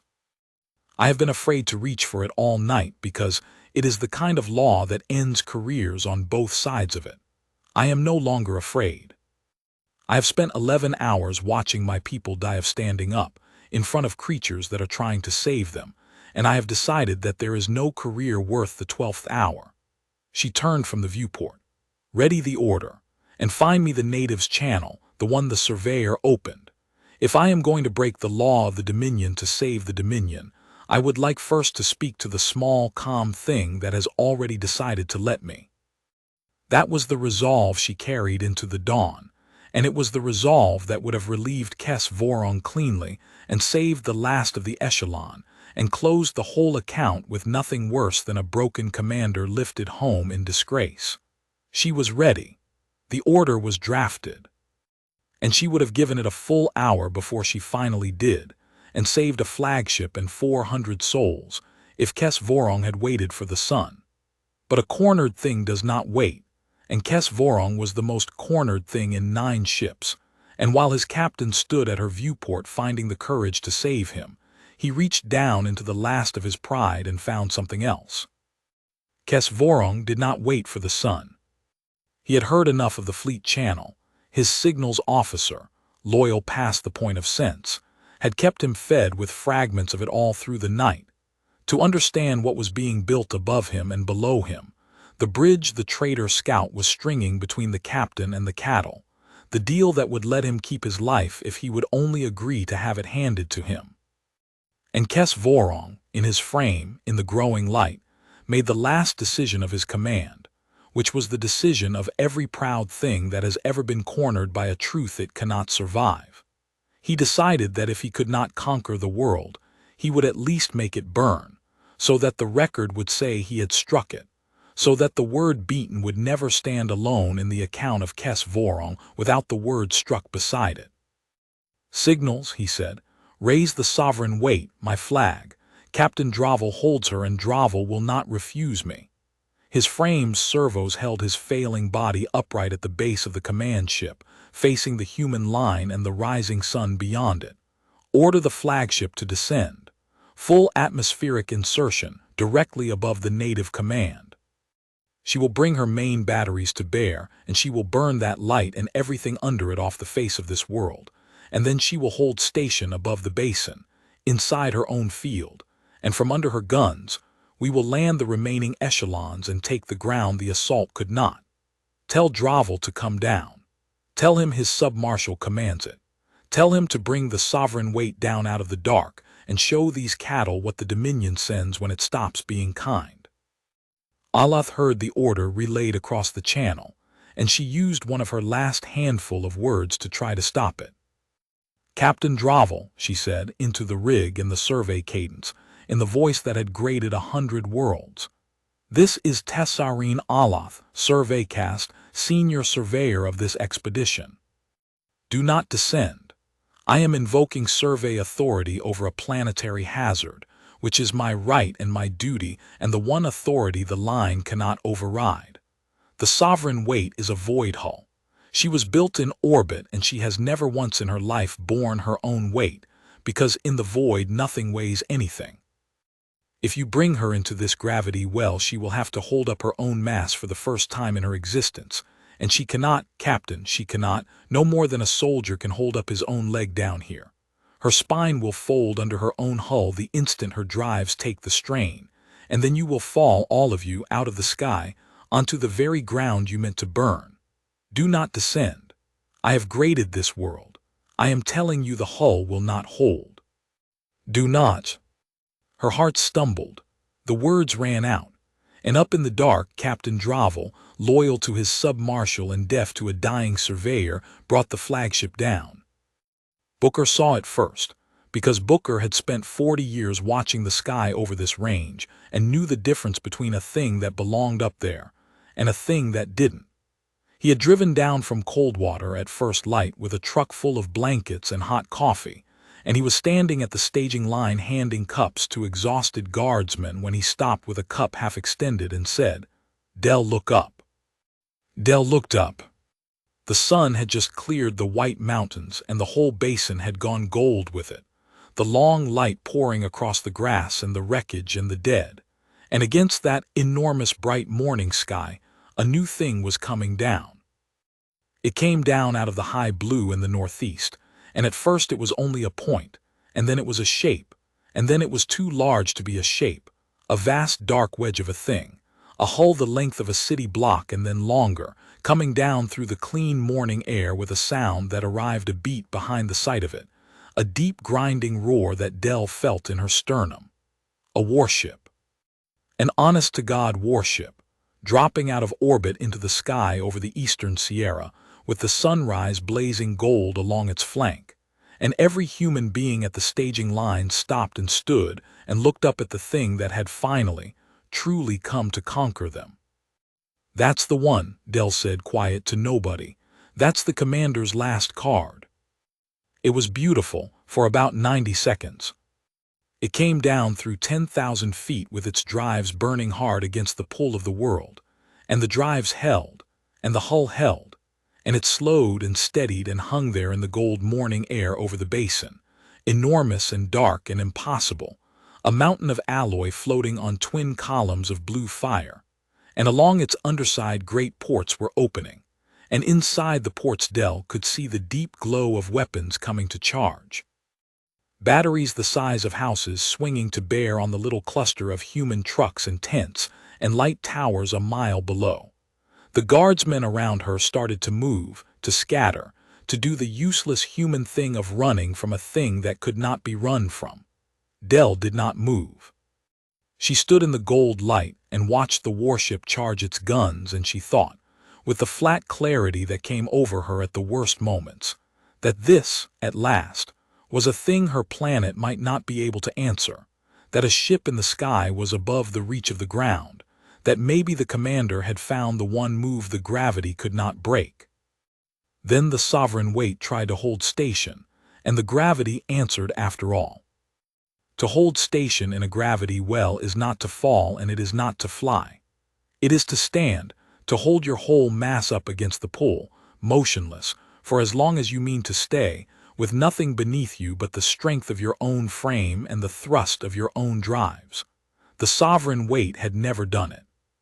She had been laid down in orbit and launched into the void, and she had crossed between stars in the great weightlessness where a hull the length of a city masses nothing at all and needs to hold up nothing at all. And her spine, the vast keel that ran her length, had been built long and light and elegant by engineers who had never in their lineage designed a thing that would have to bear its own weight, because on the light worlds and in the deep void nothing ever did. Now she hung over the basin and held up her own hull for the first and last time in her life, and Del, watching from a mile below, saw it begin. A shimmer ran the length of the great dark keel, a ripple, a wrongness. The hull, which had looked so solid, so final, began slowly, and then not slowly, to sag. The bow dipped, the stern followed. The whole enormous length of the ship bowed in the middle like a branch under snow, like a spine under a load it could not carry, and the drive screamed up an octave trying to hold her level, and only drove the bending harder. And along the keel the seams began to open, bright lines of failure racing fore and aft, and the deep grinding roar climbed into a shriek of tortured alloy that rolled across the basin and set the loose windows of Coldwater Station rattling 40 miles away. "She's breaking up," Booker said, in the flat wonder of an old man watching something he will tell no one about because no one would believe him. "Del, that whole ship, it's breaking under its own weight." "Yeah," Del said.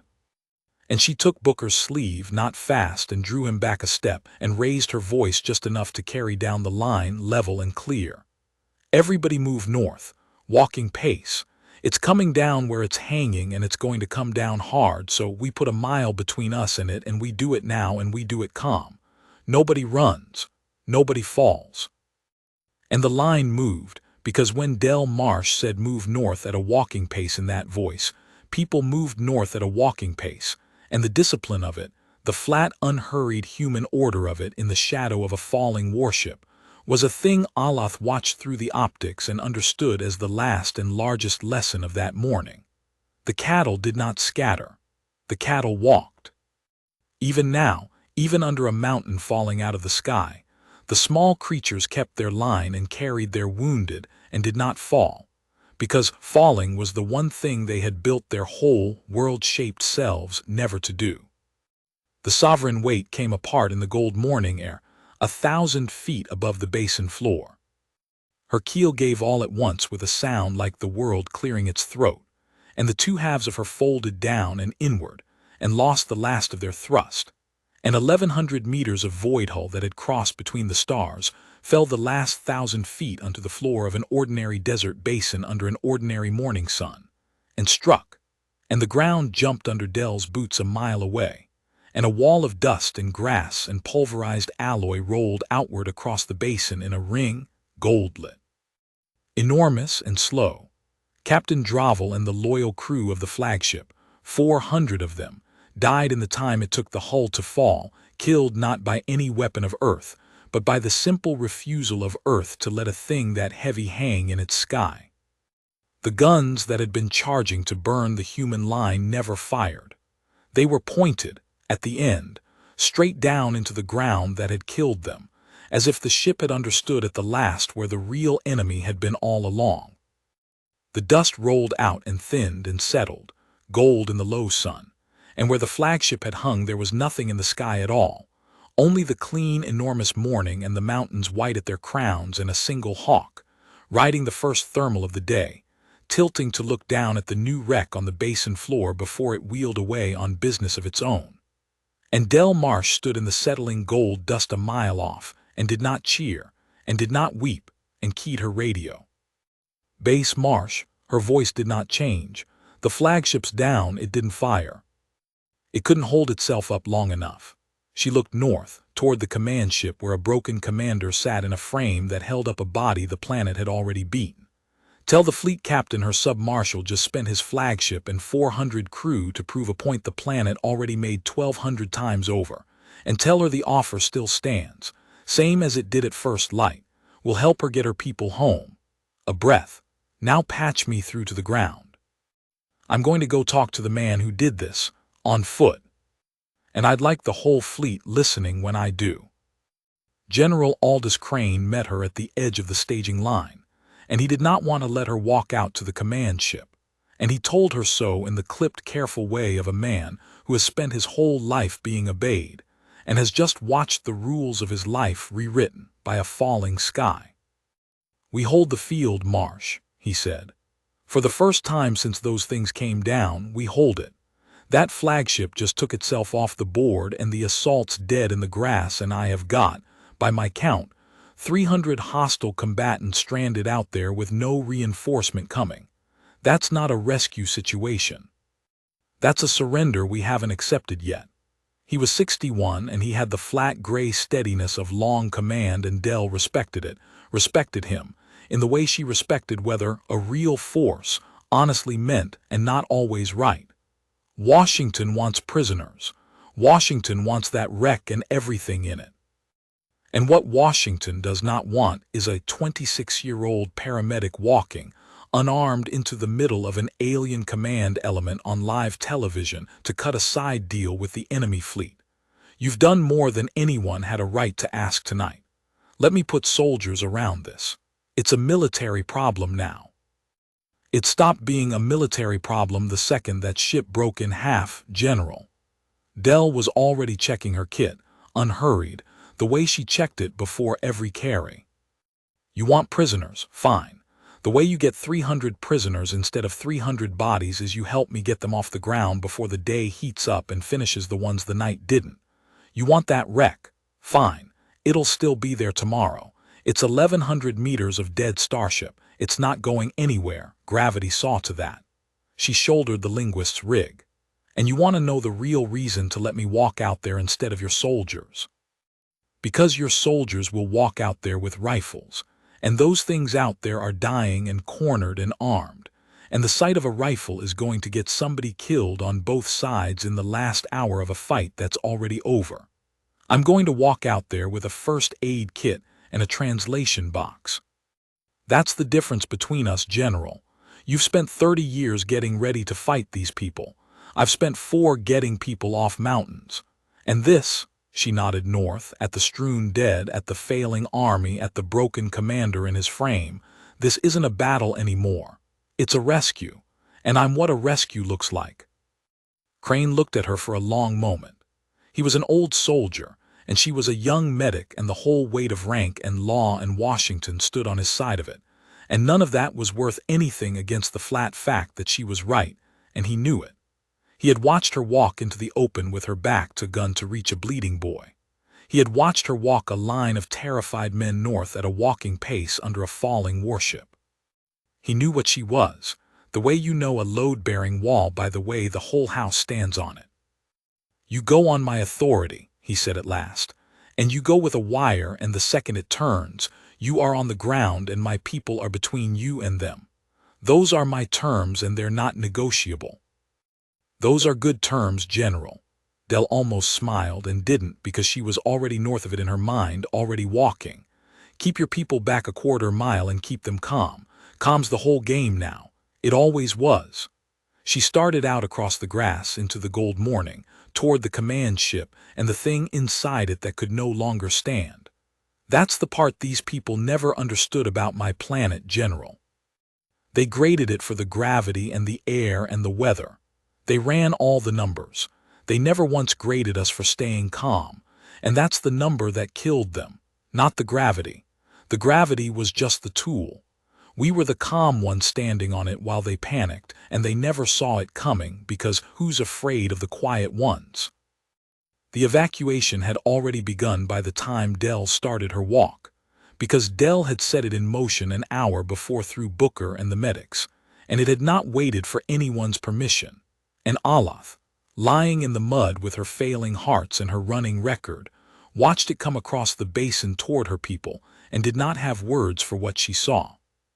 They came out on foot, the natives in their reflective shells and their hooded jackets, in 2s and 3s, spreading across the killing floor toward the fallen soldiers of the Dominion, and they carried between them the folding litters and the foil blankets and the bottles of water, and they went to the downed Irith, the enemy, the invaders, the things that had come across the stars to take their world, and they knelt in the mud beside them and they began, without ceremony and without hate, to lift them.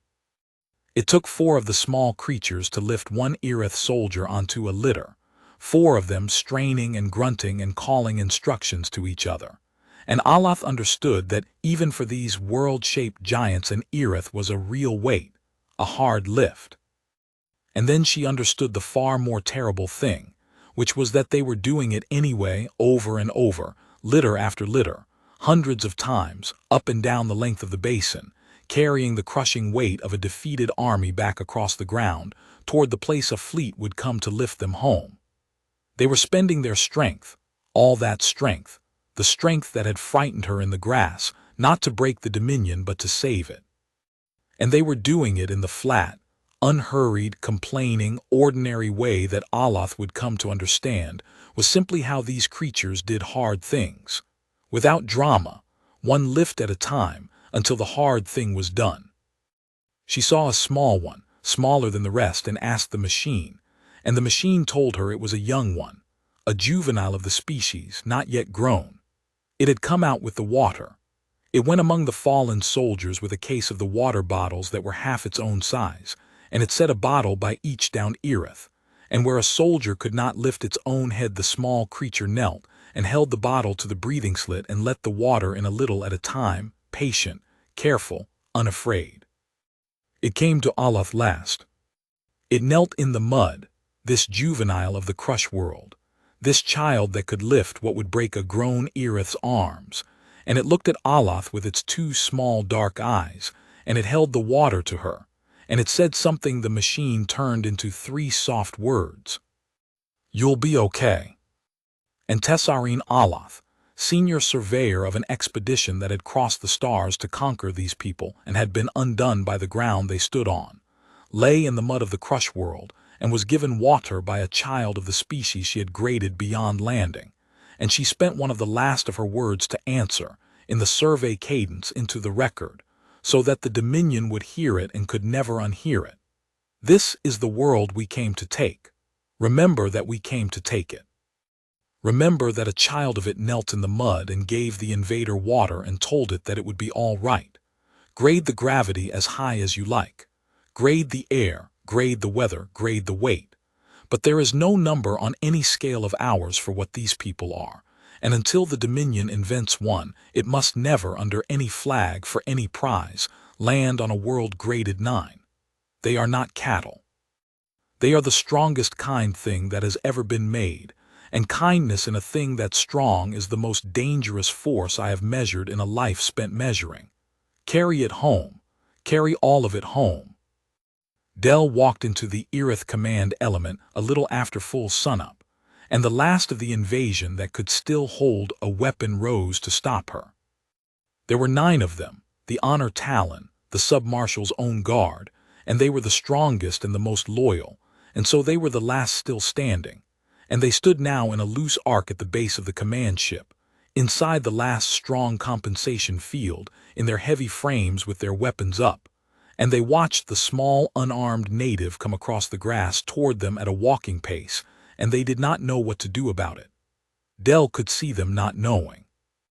She had walked up on enough cornered things, men with guns and men with knives and men, who had decided the day was going to end badly, and only wanted to choose how, to read the particular stillness of a thing that has run out of moves, and is waiting for permission to make a bad one. She stopped at the edge of their field, a stone's throw off, and she set down the linguist's rig, and she stood with her empty hands loose at her sides, and she waited. "I'm not armed," she said, and let the machine carry it. "I'm the medic, some of you have seen me. I'm the one that's been out here all night putting blankets on your people." She nodded slow at the litters moving across the basin behind her at the long strung-out work of the evacuation. "That's my crew, that's what they're doing. They're carrying your soldiers to a place your fleet can lift them out. Nobody's shooting. Look behind me. 1,000 of your people down in that grass and not one of them's been shot, because we didn't come out here to shoot them. We came out here to carry them home. I need to talk to your commander. That's all. I'm going to walk through you to do it, at a walking pace, with my hands where you can see them, and every one of you is going to decide in the next 10 seconds whether the last act of this whole disaster is going to be one of you shooting the person who came to save your friends. I've made peace with my 10 seconds. You make peace with yours." And she walked forward into their field, into the full arc of their guns, at a walking pace, and the weight of her own world settled easy across her shoulders the way it always had, and she did not hurry and she did not slow, and the 9 frames tracked her and did not fire, because there is a kind of certainty that guns cannot answer, and Del Marsh had walked in it her whole working life, the certainty of a person who has already decided that nobody falls on her line and has come to collect. She walked through the Honor Talon of the Irith Dominion as though they were a stand of trees, and they let her pass, one long trembling moment at a time, and behind her the last weapons of the invasion lowered, one by one, because the small calm creature had given them the only thing a cornered thing ever really wants, which is a way to put the gun down that isn't surrender. She had given them a rescue to belong to instead of a defeat to die for. And they took it and they turned in their frames, and they began slowly, painfully, to help. Kes Vorong waited for her at the top of the command ramp, in his frame, in the shadow of the ship's own field, and Del came up the ramp at a walking pace and stopped a few feet from him and looked, for the first time, at the mind that had done all of this. He was enormous. Even folded into the frame, even beaten, he was half again the height of the honor guard, a tall, proud creature in black and copper with a long, grave face and an arc of dark eyes that fixed on her and did not waver. He had been beautiful once, she thought, in the way of a thing perfectly fitted to its world, built long and light and strong for a place where the ground barely held him, where he could leap a plaza and glide between spires and never once feel his own weight. And he had brought that body here to her world, to the one place in all the dark where every gift it had was a liability, and the world had taken it from him piece by piece over a single night. And now he sat in a machine that held up a body he could no longer hold up himself, and he looked down at her out of a face that had decided, she could see, to die before it would bend. "You are the creature," he said. The machine gave his words a flat weight. "The one my scout gave our numbers to, the one that offered us water. You have come to accept my surrender." "No," Dell said. "I've come to help you get your people home. Surrender's your word." "I don't need it, and I'm not asking for it." She set the rig down and crouched by it and adjusted the array so the fleet up in the dark would hear all of this clean. "Your captain's listening. Senelith Vor. The whole fleet's listening. I wanted it that way because what I'm going to say to you, I want said in front of the people who have to decide what happens next, and that's them, not you. You're done deciding, Commander. You decided a warship into the ground an hour ago. I watched 400 of your people fall out of my sky because you couldn't say a word. So I'm not here to argue with you. You can't be argued with. Your scout told me that at first light, and she was right." She looked up at him, level, unhurried, no heat in it at all. "I'm here to tell you what's true, and then I'm going to go back to work, because I've got 1,000 of your soldiers on litters, and the day's getting hot." "Then tell me what is true," Vorong said, "creature." And there was a terrible held pride in it, the pride of a thing daring the truth to hurt it. "What's true is that you never had a chance," Dell said. "Not from the first second, not from before you left home. Your scout graded my planet right, and you called her a coward, and you brought 1,200 people down onto a world that was always going to crush them, and it did, and none of it was a fight. That's the part I need you to hear, Commander, because I think it's the part that's killing you worse than the gravity. You didn't lose a battle. There wasn't a battle. My planet didn't even notice you. The gravity that broke your army is the same gravity I carried a man up a mountain in last night before I ever knew you existed. The air that's burning your blood is the air my whole crew's been breathing all night while they carried your soldiers to safety. The rain that drowned your assault was just weather. We didn't do anything to you. We couldn't have stopped if we tried. You didn't march into an enemy. You marched into a Tuesday, and the Tuesday won, because the Tuesday always wins, because it's not even trying." She stood up. "Your scout figured that out lying in my mud with a blanket on her. She spent her last strength telling your fleet to never do this again. She's the hero of your whole expedition, Commander, and she's a surveyor, and she never fired a shot. You might think about that, whatever time you've got left." Vorong was quiet for a long moment. The frame held him up. Below them the evacuation moved across the golden basin, litter by litter, the small calm creatures carrying the invasion home. "You would have me lifted off this world," he said at last, "in the arms of the thing I came to conquer. You would have me carry home a life given to me by cattle. You do not understand what you offer, creature. There is no face in it. There is no record in it that a sub-marshal of the line can survive. You offer me my breath and take everything that breath was for." "Yeah," Dell said quietly, "I know. I've offered that deal before to my own kind on ledges and in wrecks and in bad rooms at bad hours, and it's the hardest thing there is to take, being handed your life by somebody after you've decided your life was over. Nobody's ever thanked me for it in the moment. Half of them hated me for it for years." She shouldered the rig. "But they took it. Almost all of them took it in the end, because when the choice is really in front of you, standing up, breathing with the sun coming up, it turns out the body wants to live even when the pride's made other plans. So I'll leave the offer with you, Commander, same as I always do. The fleet's listening. Your captain knows what to do, and I've got work." She turned to go and then stopped and looked back at him one last time, not unkindly.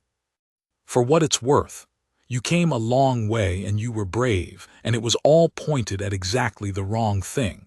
That happens to better people than either of us. Doesn't have to be how it ends." She was halfway down the ramp when Senelith Vor's voice came up the channel from orbit, and it did not come to Dell, and it did not come to the fleet at large. It came to Kes Vorong, on the command frequency, in the formal cadence of a captain invoking a law, and the linguist's machine, still running, carried it to Dell in fragments as she walked, and she slowed to hear it, because she understood that she was listening to the moment. A people decided what they were going to be. Submarshal Kes Vorong. The captain's voice was steady, and it was terrible in its steadiness. This is Senelith Vor, master of the Unbroken Meridian, senior surviving vessel of this expedition. Under the survey provisions of the Dominion Charter, on the sworn hazard grade of Senior Surveyor Tessarin Aloth, and on the medical record of your own frame, which reports that you have not borne your own weight in 11 hours and cannot, I am relieving you of ground command. The provision is old, Submarshal. It was written for exactly this. A commander who cannot stand upon the field he commands does not command it. You know the law. You have invoked it yourself on other worlds, against other officers who could not rise. I invoke it now against you, with no pleasure and no malice, and I take command of the ground, and my first order as ground commander is that this expedition will accept the natives' terms in full.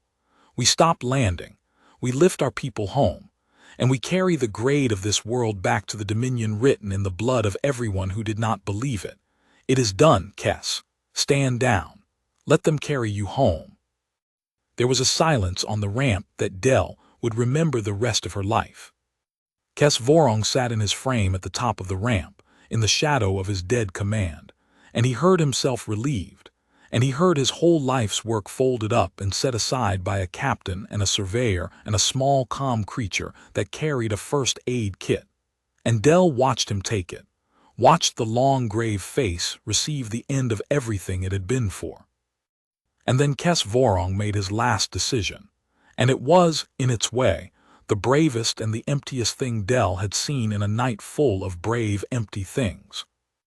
No, he said, you will not carry me home. And he reached down with his own two failing hands and he began to unlock the frame. Commander, Dell said. Don't. I have borne worlds, creature. His hands worked the locks, slow, deliberate, the frame supports falling away one by one. I have stood on 9 of them under my own flag and my own weight. I will not be carried off the 10th in the arms of the thing that beat me. If your world will not let me conquer it, then it will let me stand on it once on my own in the open as a submarshal of the line, and it will be my choosing and not yours. The last lock released. The frame fell away. And Kes Vorong, unsupported in the full pull of Threshold 9, tried to stand. He almost did. That was the thing Dell carried afterward, the thing she never told anyone because there was no one who would understand it, that he almost stood. He got his long body up off the frame seat, up onto his own 2 legs, in a gravity that had flattened his whole army, through a will that would not accept the word the law had spoken. And for a moment, one whole impossible moment, Kes Vorong stood on the surface of the world he had come to take, at his full height in the gold morning light, on his own 2 feet, a tall, proud creature of a distant, gentle world standing at last, alone, on the ground that had beaten him. And then the world, which had never once been trying, which did not know he was there, which had flattened his army and drowned his assault and folded his flagship out of the sky without effort or intent, did to Kes Vorong the single, small, ordinary thing it did to everything that stood upon it that could not bear its weight. It pulled him down. Dell was moving before he finished falling. She crossed the ramp at the unhurried run that was the fastest she ever let herself go, the run that never cost her her footing, and she got to him as he came down, and she got her hands under his head and turned it so that his breathing slit was clear of the deck, and she went to her knees beside a fallen submarshal of the Irith Dominion the same way she went to her knees beside every fallen thing, and she did the only medicine she had, which was to be there, and to be calm, and to say, in the low, even voice that did not change, I've got you, easy, don't fight it, I've got you. He looked up at her. The arc of dark eyes found her small, blunt face bent over him in the gold light. And whatever passed behind those eyes in the last of it, Dell could not read, because it was an alien face and she had no cipher for it. but she had knelt over enough of her own kind at the end to know the shape of the moment even across the gulf between worlds. And she stayed in it with him, the way she stayed with everyone, and she did not look away. And she did not let go of his head, and she was still saying, "I've got you," easy, when the labored breathing under her hand slowed and lengthened and stopped. She knelt there a moment longer.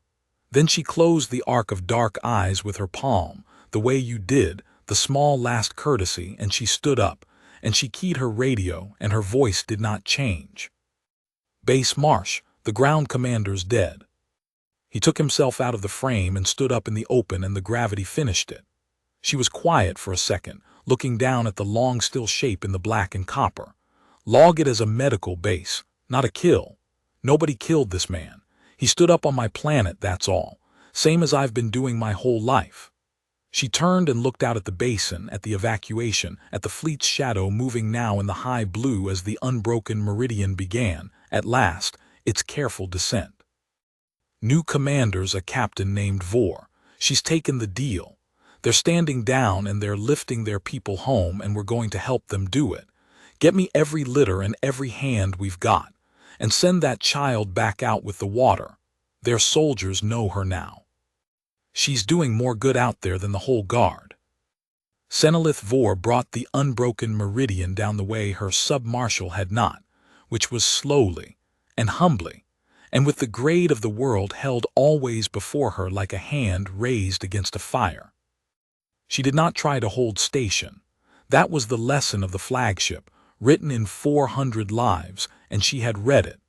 A void hull could not stand in a gravity well any more than an Irith could, and so Senelith Vor did not ask her ship to stand.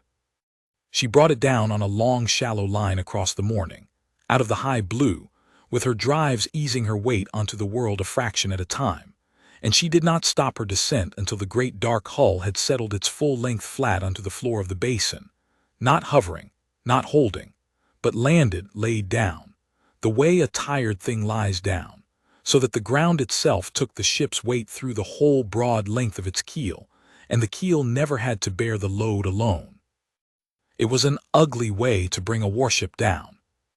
It was the way you brought a warship down onto a world graded 9, and Aloth, watching from her litter as the humans carried her toward it, understood that she was watching the first act of a new kind of dominion, one that had learned, at last and at ruinous cost, the difference between the worlds it could stand on and the worlds it could only kneel to.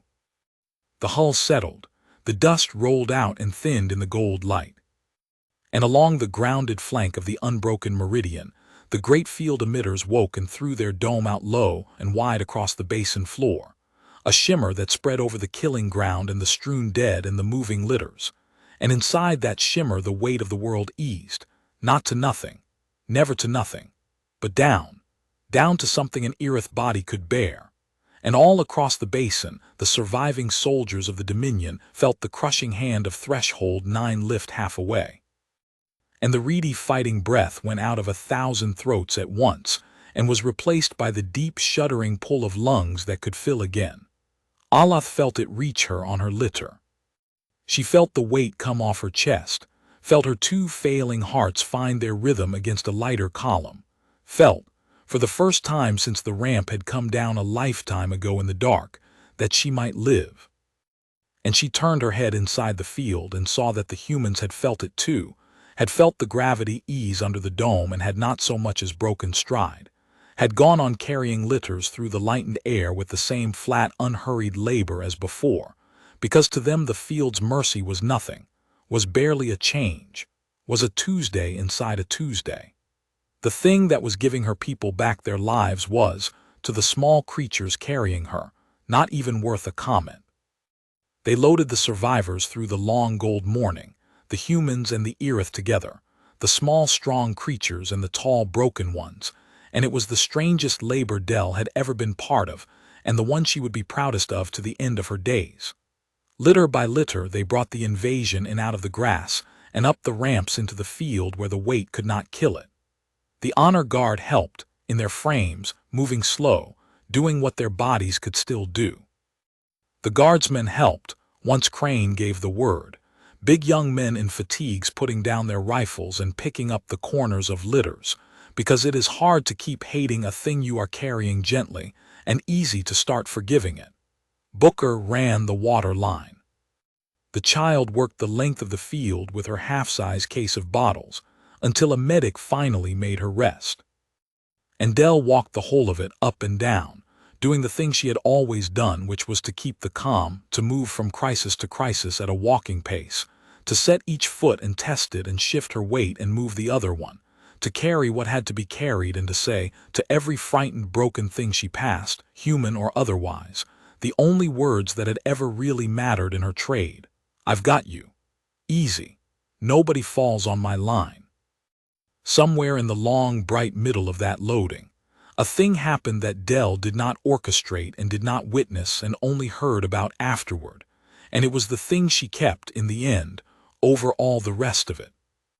One of the guardsmen, a big kid from the valley, the same one who had put down his rifle to take a litter corner, got to the end of a carry and set his half of an Irith soldier down gentle inside the field, and straightened up, and found the soldier's long gray hand had closed weakly around his wrist.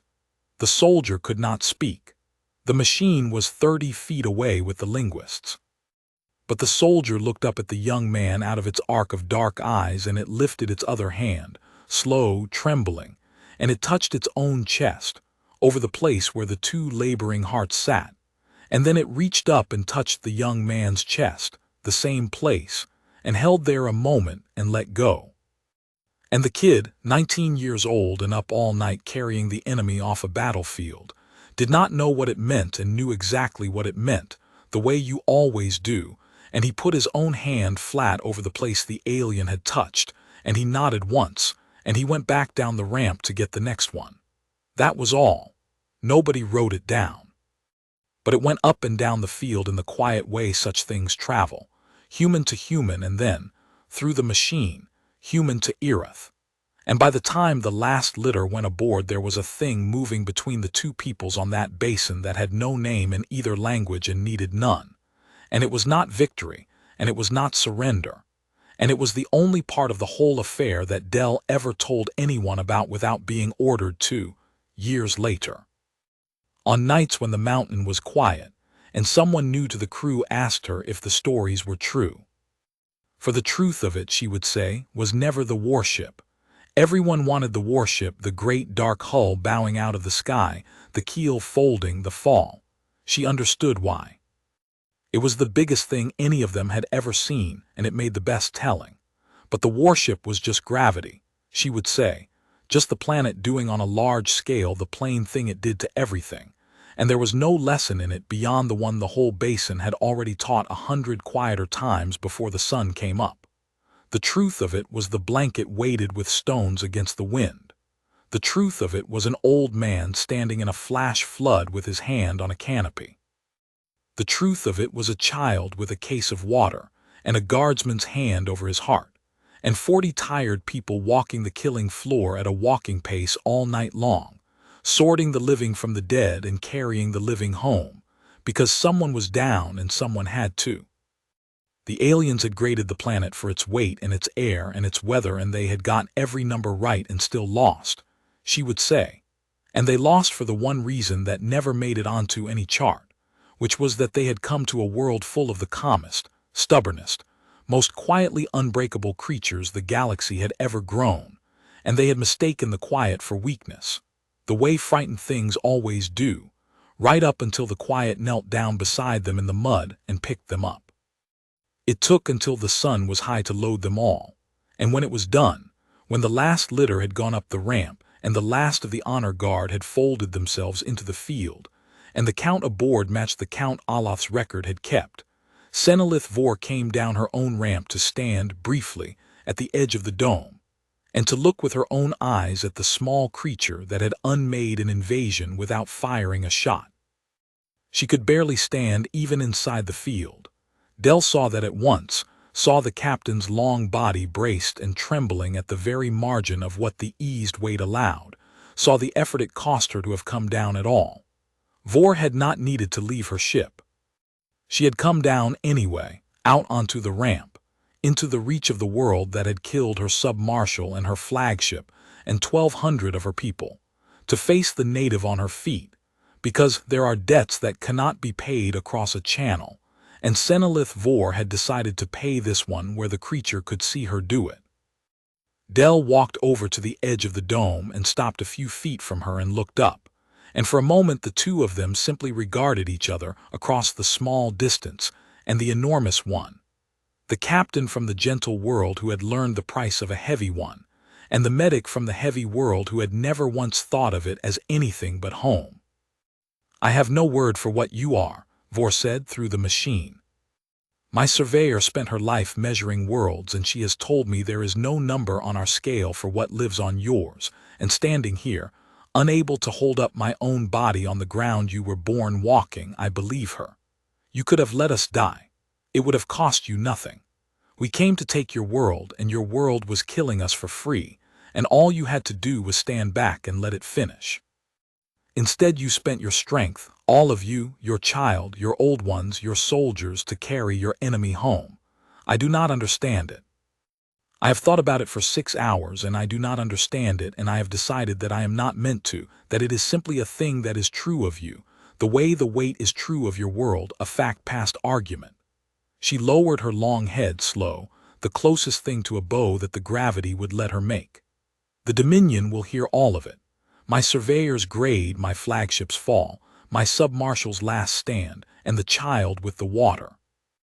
I will carry it home myself, and I will make them hear it. And when they ask me what your world should be graded, I will tell them there is no grade. I will tell them it is not a number. I will tell them to leave it alone forever, not because it is too heavy to land on, though it is, but because the things that live on it will carry you home, and you will never in all your life be able to bear the weight of that." Captain Del said, "You don't have to understand it, you just have to remember it." She glanced up at the high hull, at the field, at the 1,000 survivors it held. "Take care of your people, get them light." And she paused, and for the first time in the whole long day something moved in her flat, calm face, something small and tired and human. "Tell your surveyor thank you when she wakes up. She's the only one on your side who saw it coming. She graded my world right and nobody listened, and she stayed out here in the mud all night keeping the record and stringing the line that saved everybody left alive. Where I come from, that's the whole job. That's what heroes actually are. Not the ones who charge. The ones who see it clear and stay calm and keep the line. Tell her I said she did the job. She'll know what I mean." They carried Tessarine Aloth aboard the unbroken Meridian on a human litter, up the ramp, and into the field where the weight lifted enough to let her live, and she felt her heart steady and her sight clear, and the poison ebb from her blood as the ship's air replaced the crush worlds, and she knew that she was going to survive, and she found that the knowledge came to her with a strange grief tangled all through it, because to survive was to leave, and to leave was to carry the whole of it away with her, and she had begun. Somewhere in the long night in the mud under the foil blanket, to feel that the whole of it deserved a witness who would not leave. They set her litter down near a viewport as the ship prepared to lift, and she turned her head and looked out one last time at the world she had graded beyond landing. The basin lay gold and enormous in the high noon light, the mountains white at their crowns, the grass moving in long silver waves the way it had moved when the ramp first came down, and Varric of the 9th Talon had stepped out into the morning and broken his leg on the weight of it. She could see the wreck of the flagship, a dark ridge of ruin a mile long across the basin floor. She could see the scattered dark shapes of the fallen frames. And she could see, small and unhurried against all of it, the natives, the litter crews, the water child, the old one who ran the water line, and the small calm one who had walked through the honor guard and knelt with the sub-marshal at the end, moving still up and down the killing floor, doing the last work of the day at a walking pace, gathering their gear, coiling their lines, going home. They did not look up as the warship lifted off their world. Aloth watched for it, and it did not come. They had unmade an interstellar invasion in a single night, and they did not stop to watch it leave. There was gear to coil. There was a mountain somewhere with someone on it. It was, to them, only the end of a long shift, and there would be another one tomorrow, and the weight would be exactly the same, and they would carry exactly as much of it as had to be carried, because that was simply what they were, the way the weight was simply what their world was.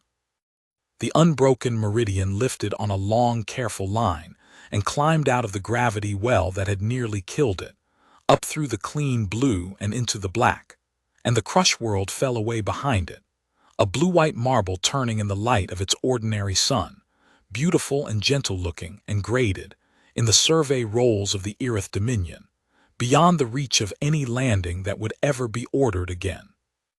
And Tessarene Aloth, senior surveyor, the one who had seen it clear and stayed calm and kept the line, lay by the viewport with her hearts beating steady in the eased weight and began, in the survey cadence, the last and most important record of her career, the one that would be read into the charter of the Dominion and taught to every surveyor who came after her, the record that closed the heavy worlds forever. Amend the grade, she said. Not upward. There is no upward left. Amend it sideways into a new column, a column the Dominion has never needed until now, for the worlds that are not merely beyond landing but beyond conquest, beyond threat, beyond the whole idea of taking.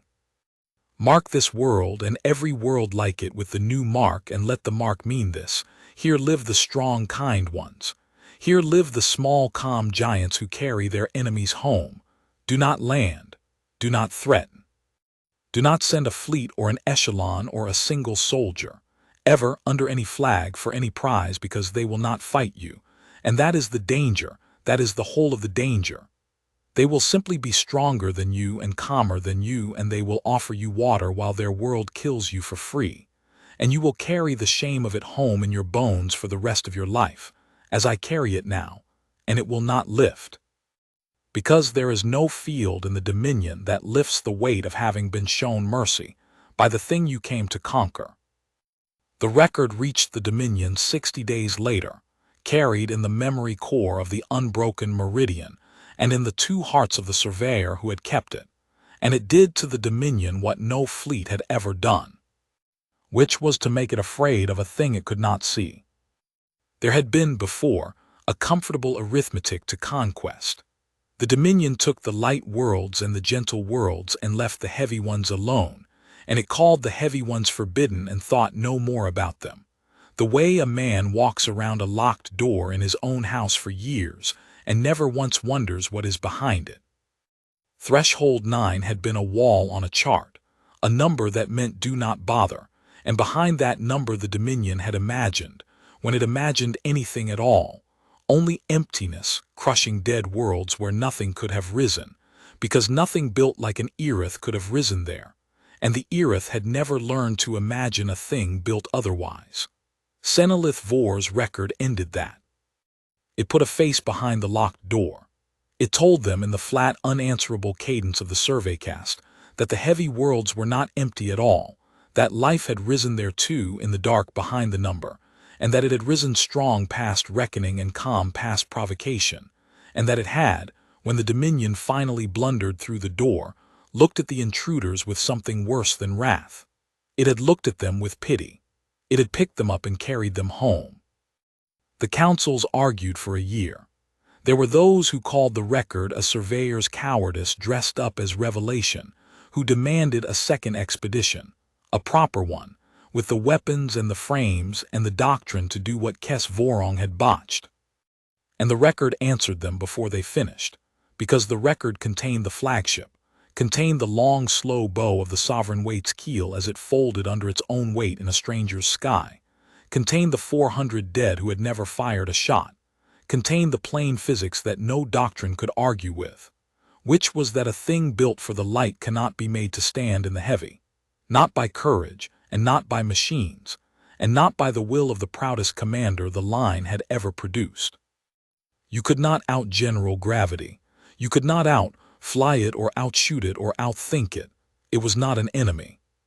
It was a fact, the oldest fact of the world it belonged to, and the small, calm creatures were made of that fact the way the Irith were made of their own gentle sky, and you could no more conquer them on their ground than you could conquer the ground itself.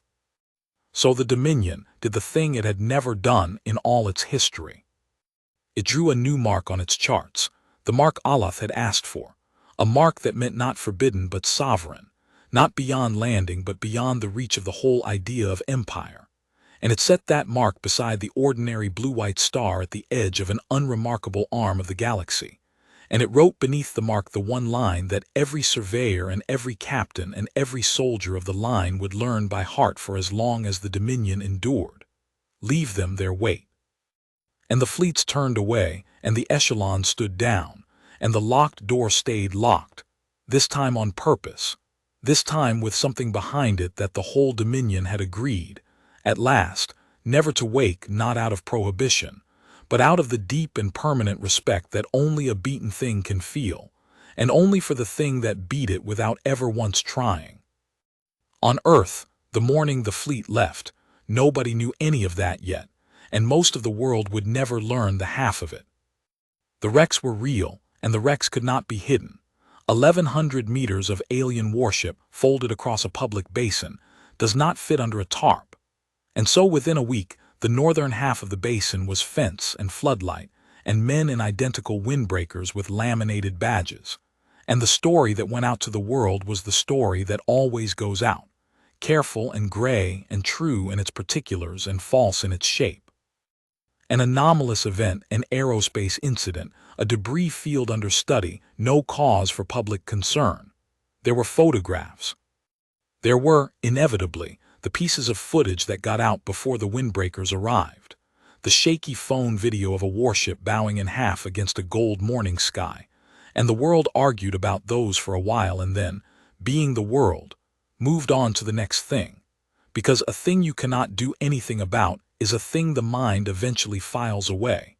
And there was nothing anyone could do about the fact that something had come, and something had broken. And it had broken not on any weapon of earth, but on the plain ground of it, on the ordinary morning weight that every living soul on the planet carried without a thought from the cradle to the grave. Dell gave her statement in a windowless room to men who wrote nothing down, and then in a larger room to men with more braid, and then, once, in a room with a flag and a seal she recognized, to people who called her by her full name and thanked her for her service in tones that made it clear they wished she had been someone easier to explain. She told all of them the same thing in the same flat voice, because it was the truth, and she had never seen the profit in dressing the truth up. She had not defeated anything. She wanted that in the record, she said, however classified the record was going to be. She had carried some people who were too heavy to carry themselves, and she had kept some frightened things calm, and she had made an offer she'd made 100 times to 100 people on 100 bad nights, and the planet had done all the rest, the way the planet always did, without help and without thanks and without the faintest idea that anyone had been saved or beaten or changed. Write that down, she told the men who wrote nothing down. The gravity did it. We just didn't panic. That's the whole story. That's the only weapon we brought, and we didn't even bring it on purpose. It's just how we're built. You want to defend this planet from the next ones, she said, standing to go. You don't need a bigger gun. You just need to keep being the kind of people who stay calm and carry the wounded.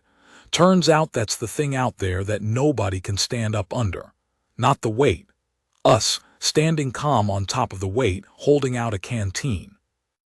They did not know what to do with her in those rooms, and in the end they did the thing large, careful institutions do with a person they cannot fit into the story, which was to thank her again and let her go home. There was talk of a medal that could never be given because the action could never be named. There was an offer of a position in a place she would never have to name either, which she turned down before the sentence was finished. And then, because there was nothing else to be done with her, they let Del Marsh go back to the Eastern Sierra, to Coldwater Station, to the County SAR roster and the old mine roads and the long high country that did not care what she had done or seen. And she went gladly, at a walking pace, and picked her life back up exactly where she had set it down. The first snow came early that year, the way it does when the summer has been long, and it caught a party of 4 on the high traverse above the old mine road with one of them down, and a storm coming in behind, and the call came into Coldwater a little after 3.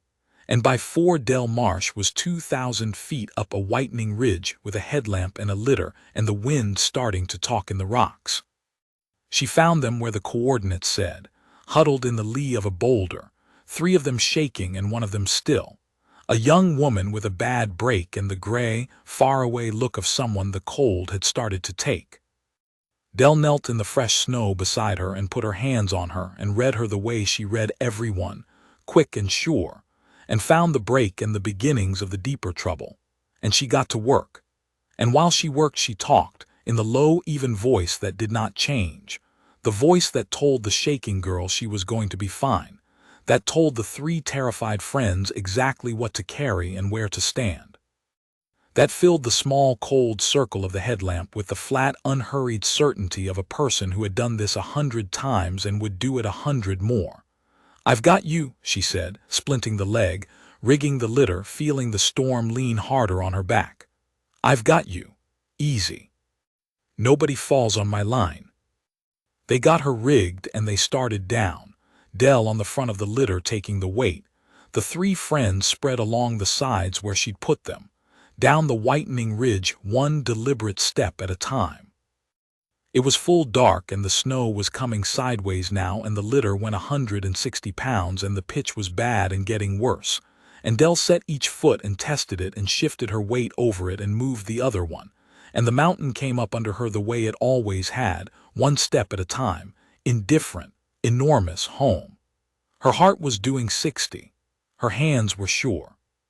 Somewhere overhead, past the storm, past the black, the stars she could not see wheeled on over a world that had been quietly marked, in charts she would never read, as a place to leave alone forever.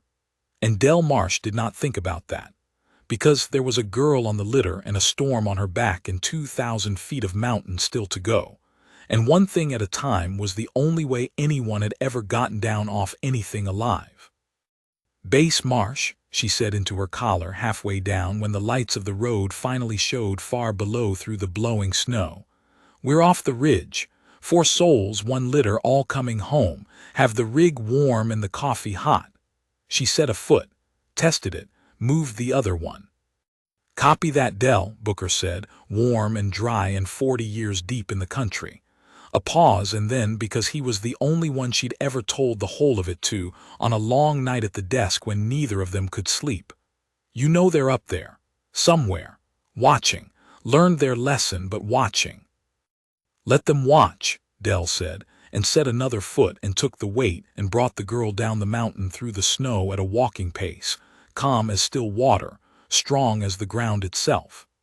"There's nothing up there half as heavy as an ordinary Tuesday down here, and we carry that every day of our lives and never once think to call it a burden.